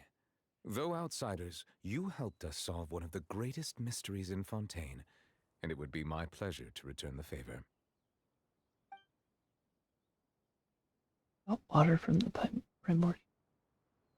So, at court, the bad guys referred to that special water as water from the primordial sea, but what is it really?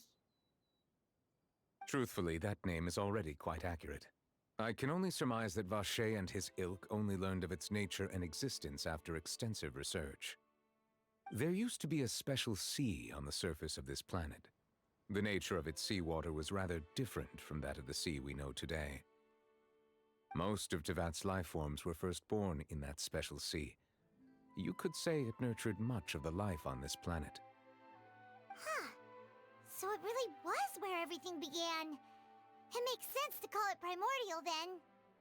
But today, the primordial sea no longer exists on the planet's surface. What Vacher discovered must have been some kind of special case, or a remnant from a truly ancient age. Huh. So that's how it is. Oh, you really know everything, Monsieur Neuvillette. But if that's the case, then why would people, at least people from Fontaine, dissolve in that kind of water? Indeed. Why would the primordial sea, which was known to engender and nurture life, suddenly reverse itself and devour life instead? To be frank, that also doesn't match my understanding of this world and its laws. There must still be some unknown secrets around the people of this land.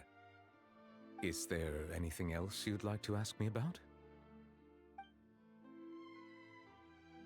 About the prophecy that's been circulating around Fontaine. That the sea levels will rise and everyone will be dissolved in water, leaving Farina crying alone on her throne, but the sins of the people will be finally washed away for good. Does that appropriately summarize the version you've heard?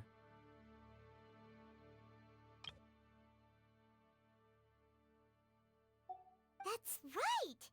It was Linny that told us back then. And that about covers all the main points. Yes, up to the present, I think we reached a point where we have no choice but to confront this prophecy directly. Rumors have it that this prophecy is rooted in the last words the former Hydro Archon left to the world before she passed away. A prophecy? Of the former Hydro Archon? Wow. This is the first time that we've ever heard of it. Two parts of the prophecy have already proven correct. The rising sea levels and the ability of the people of Fontaine to be dissolved. We should be more vigilant and stay on the watch for further signs. Speaking of the prophecy, Farina has also always taken it quite seriously. Indeed, she has been collecting information and intelligence from across Tevat for this purpose. If the rumors were true, then perhaps this prophecy is the conundrum left to Farina by her predecessor.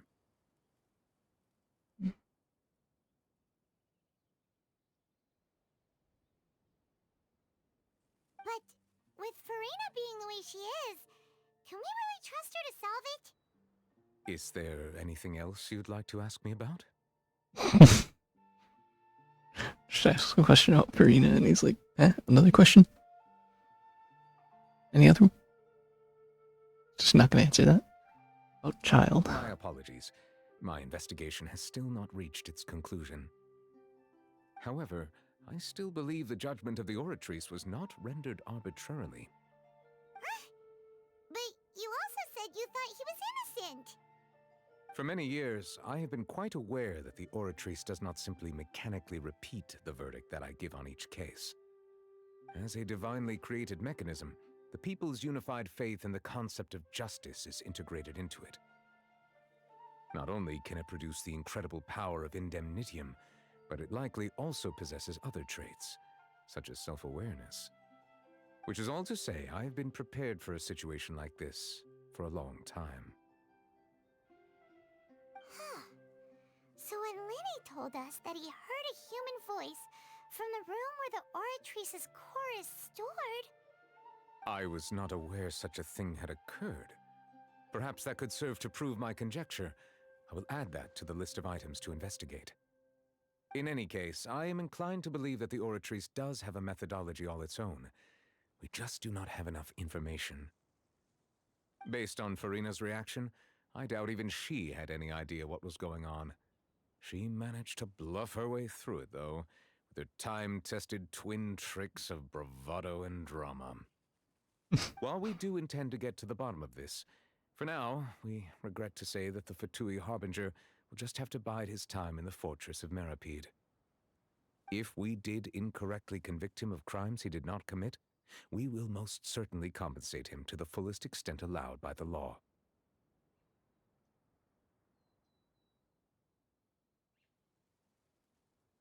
If you ask Paimon, the only compensation he'll want is a no-holds-barred fight with you. If you ask Paimon, the only compensation he'll want is a no-holds-barred fight with you. Is there anything else you'd like to ask me about? I love how he just said it the funniest times. About my sibling. Your sibling? Another blonde-haired traveler. I'm sorry, but I've never seen anyone who matches that description. If she ever stepped foot in Fontaine, I'm sure she followed our laws to the letter, and had no reason to appear on the stage of the opera Epiclese. Is there anything else you'd like to ask me about? I have no more questions. Very well. It was my honor to provide you with what answers I could. I very much enjoyed conversing with you. It will soon be time for me to leave this blissful tranquility behind and return to Palais Memornia.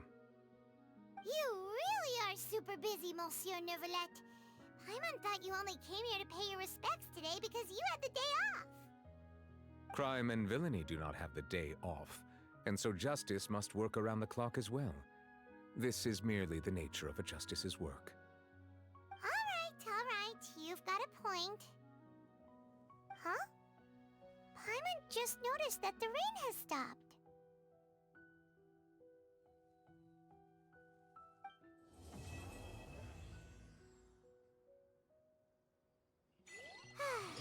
You know, we've been walking around for a while now. Why don't we go back to the Spina di Rosula base in the court of Fontaine and have a rest? Navia said something about having a place ready for us there, didn't she? Come on, let's go!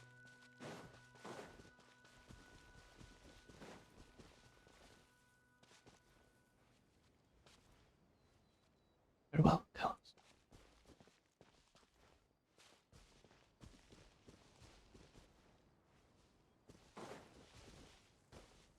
Well, next is to the stars shining in the depths.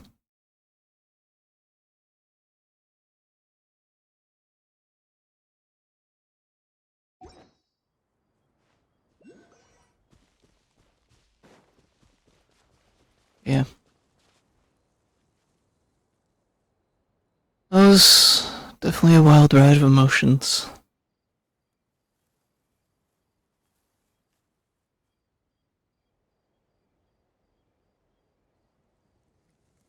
Yeah. The case is solved.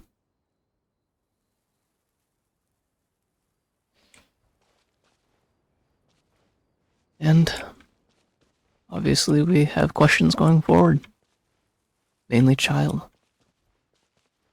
Or Treese.